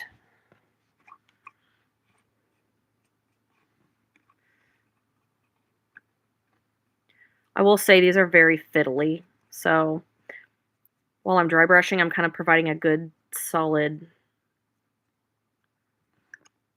support because I don't want any pieces to like snap off while I'm doing this.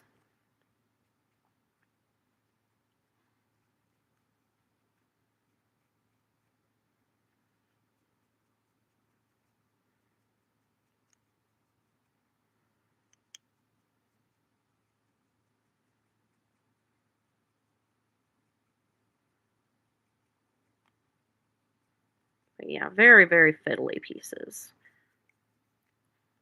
If you want to see how fiddly they are, I actually I kind of am making a live series out of this kill team. I started by doing live streams of me building these, and these were quite a pain in the arse, if you know what I mean. Very, very fiddly, fell apart, all the things.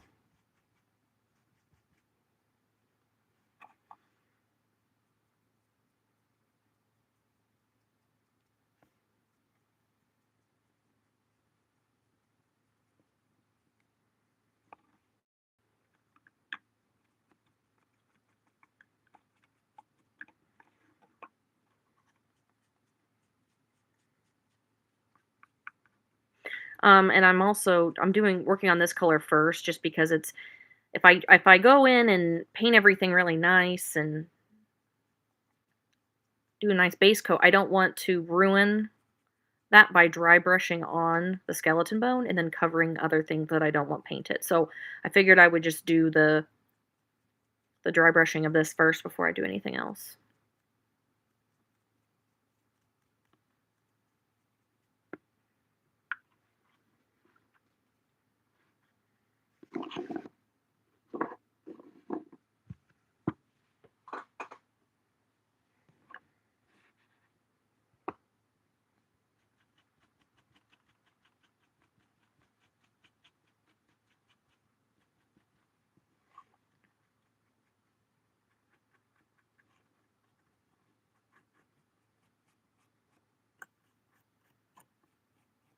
Because if I were to have painted the wings and I were to dry brush like this on to get the pallid bone brightened up, I would have gotten pallid or the skeleton bone all over the green that I had just painted. And I just knocked a head off. But yeah, fiddly, fiddly, fiddly. And I apply generous amounts of glue too. Like it just the connections of these pieces are not very big. So when you have a fiddly piece attached to a fiddly piece, you're going to have a fiddly connection. And if you go to dry brush, a fiddly connection is just not going to work in your favor.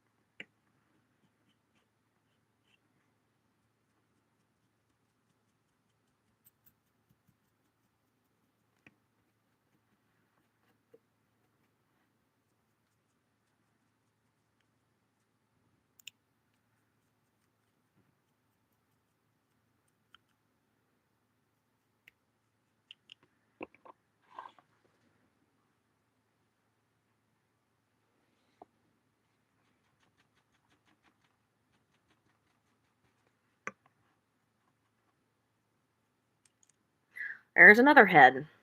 I am just knocking out Vespids left and right today.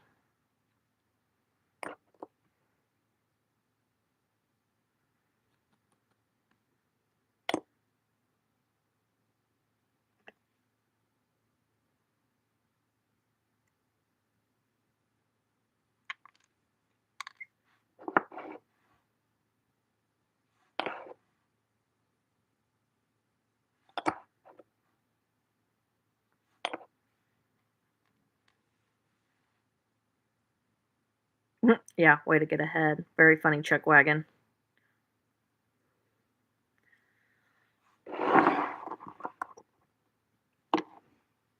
Yeah, I wasn't kidding when I said fiddly.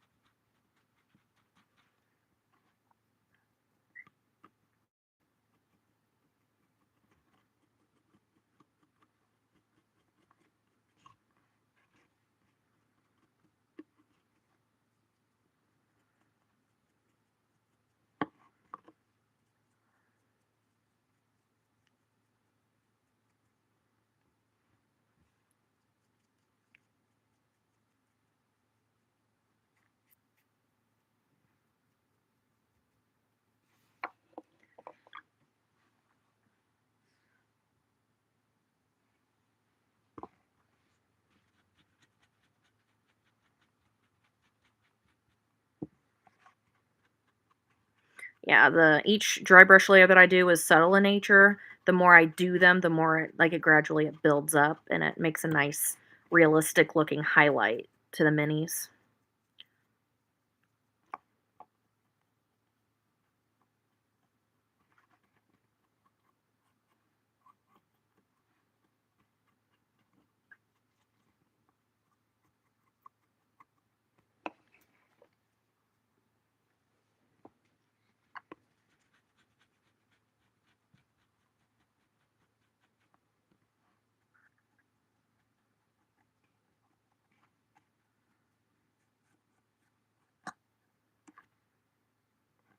I highly dislike the minis that are attached to the base with like 1 foot. It drives me crazy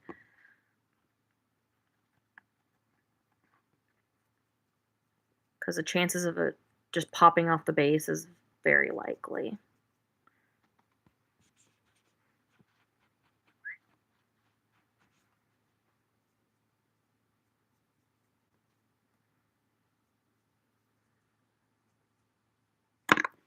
See? Fiddly. Or I'm just a dummy and drop it.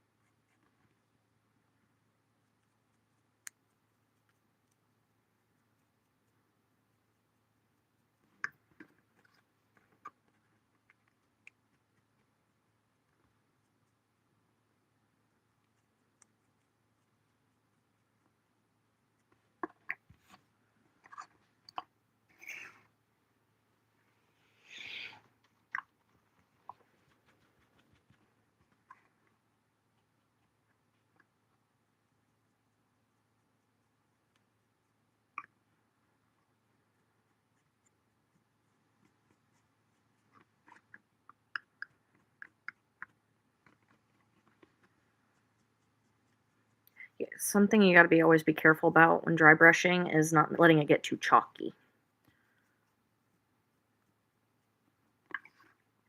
Alright. So now that I did dry brushing of that skeleton bone, I'm gonna go in with some ivory and as like a close to white, but not quite white, just to really make it pop.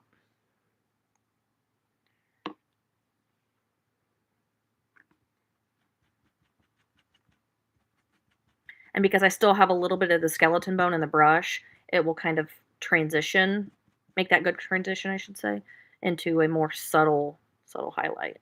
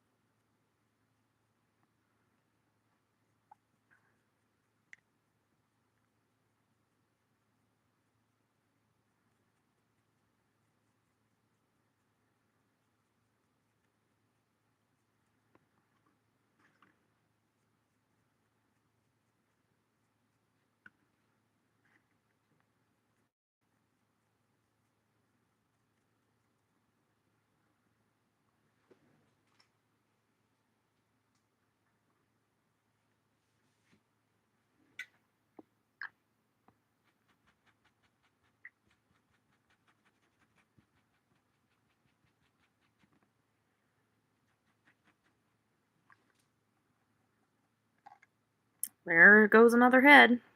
I think it's the same head, actually. Um, so I think what I'm going to do is I'm going to finish up this little dry brushing round and let them dry really well. So after I finish this dry brush coat, I'm probably going to end the stream there for the day, and then we can continue next time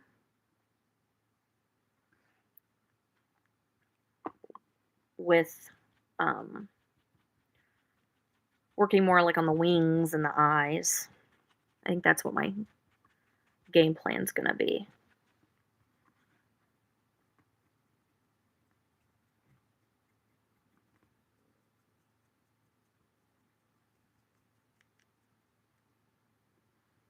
Well, thank you. I really appreciate it.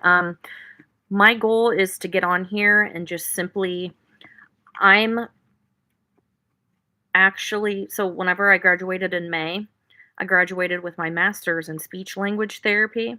So something that I just really enjoy is communicating with others.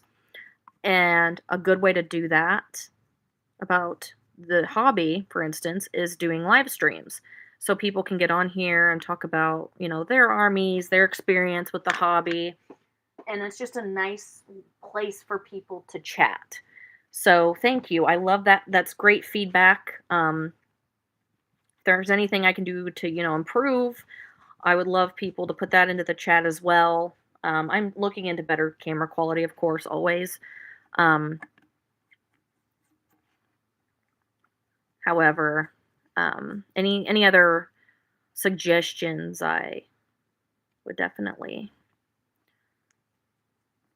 encourage.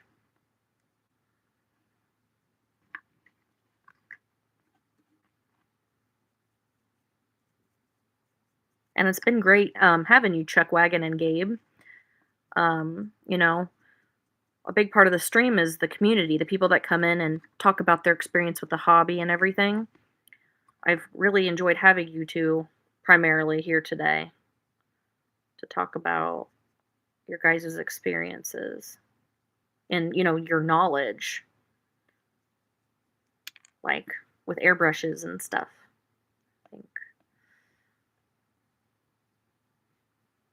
everyone has their area of expertise, and airbrushing is not mine. Alrighty, I'm ahead now. I have to go to lunch, but I'll totally be back when you're streaming next. Absolutely. Thank you so much for hanging out, Gabe. It was a pleasure meeting you, and I hope you'll be around for next time.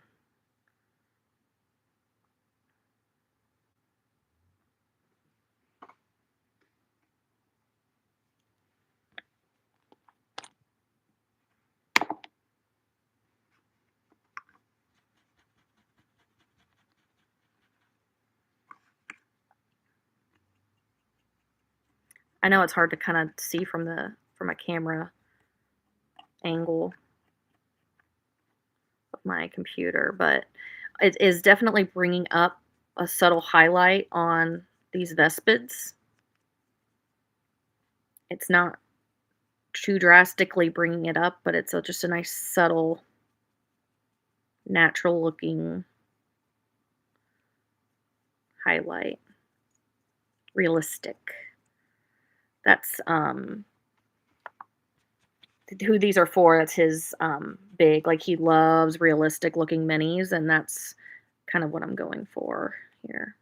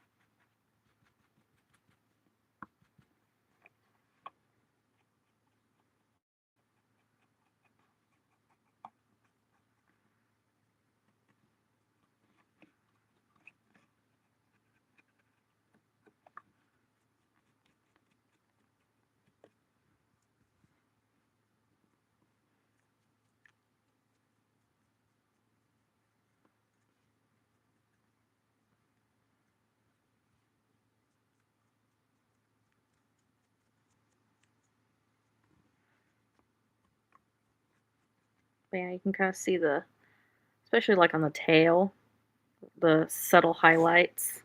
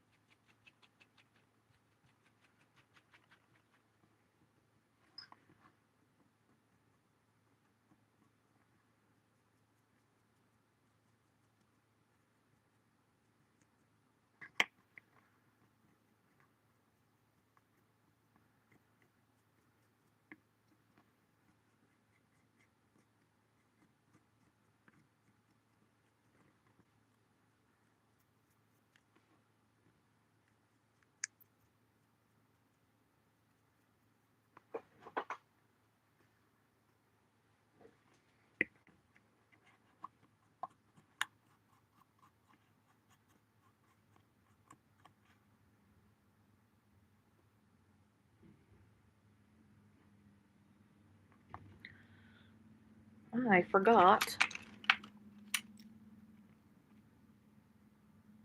Got a little bit of pallid bone left, but I missed a tiny little section of wing here that I missed with that pallid bone, so I'm going in and touching that up. It was a very little spot, that's why I'm like, didn't see it. Anyways, so. How many heads am I going to take off today? Good grief.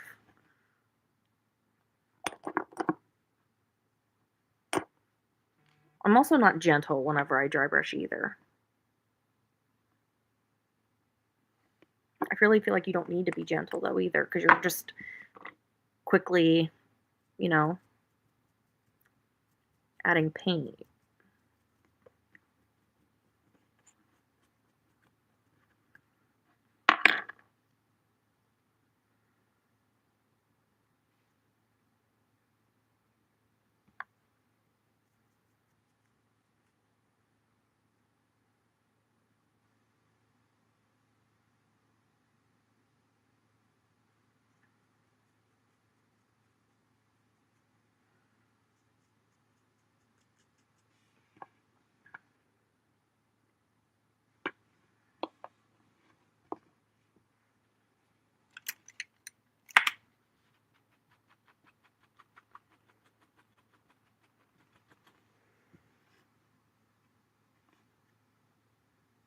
I didn't let that one dry enough. That was my bad. I mean, how many is that? Like 7 now that I've probably I did re-break a couple.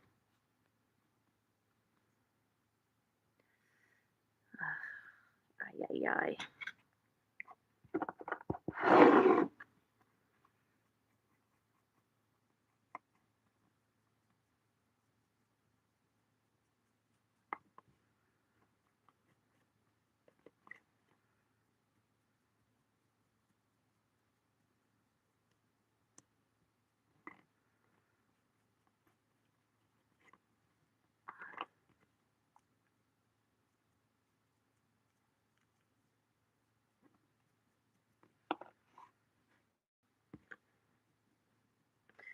All right, finishing up the dry brushing. I'm gonna see how this dries, and then next stream I might see how they look. Might do one more dry coat. We'll see how everything looks from a highlight perspective. I can always, dry brush just a little bit more just to be on the safe side, because whenever I go to dull coat these to seal them, sometimes it pulls the highlights down a little bit. So I always, especially on more like lighter colors, I try to really make those, did it again, make those highlights pop. So whenever you do go to dull coat it doesn't completely zap it of its color. So thank you all for joining me today. It was an absolute pleasure getting to know everyone. I love being part of, such a positive community, even if it does mean I take heads off of Vespids. Um, but I really appreciate everybody being here and being absolutely positive, especially, sometimes, you know, going kind of off the topic of miniatures here just for a second, just in this type of world, the kind of world that we live in, some days it doesn't seem like things are very positive. So any way we can add a little bit of color into our lives, I think is just fantastic. And being, kind to one another can, and painting things, or just a couple ways that we can add color to our day and to our lives. So I appreciate everybody being on here today and dealing with my little last minute soapbox. And I hope to see you guys all next time. Thanks for watching.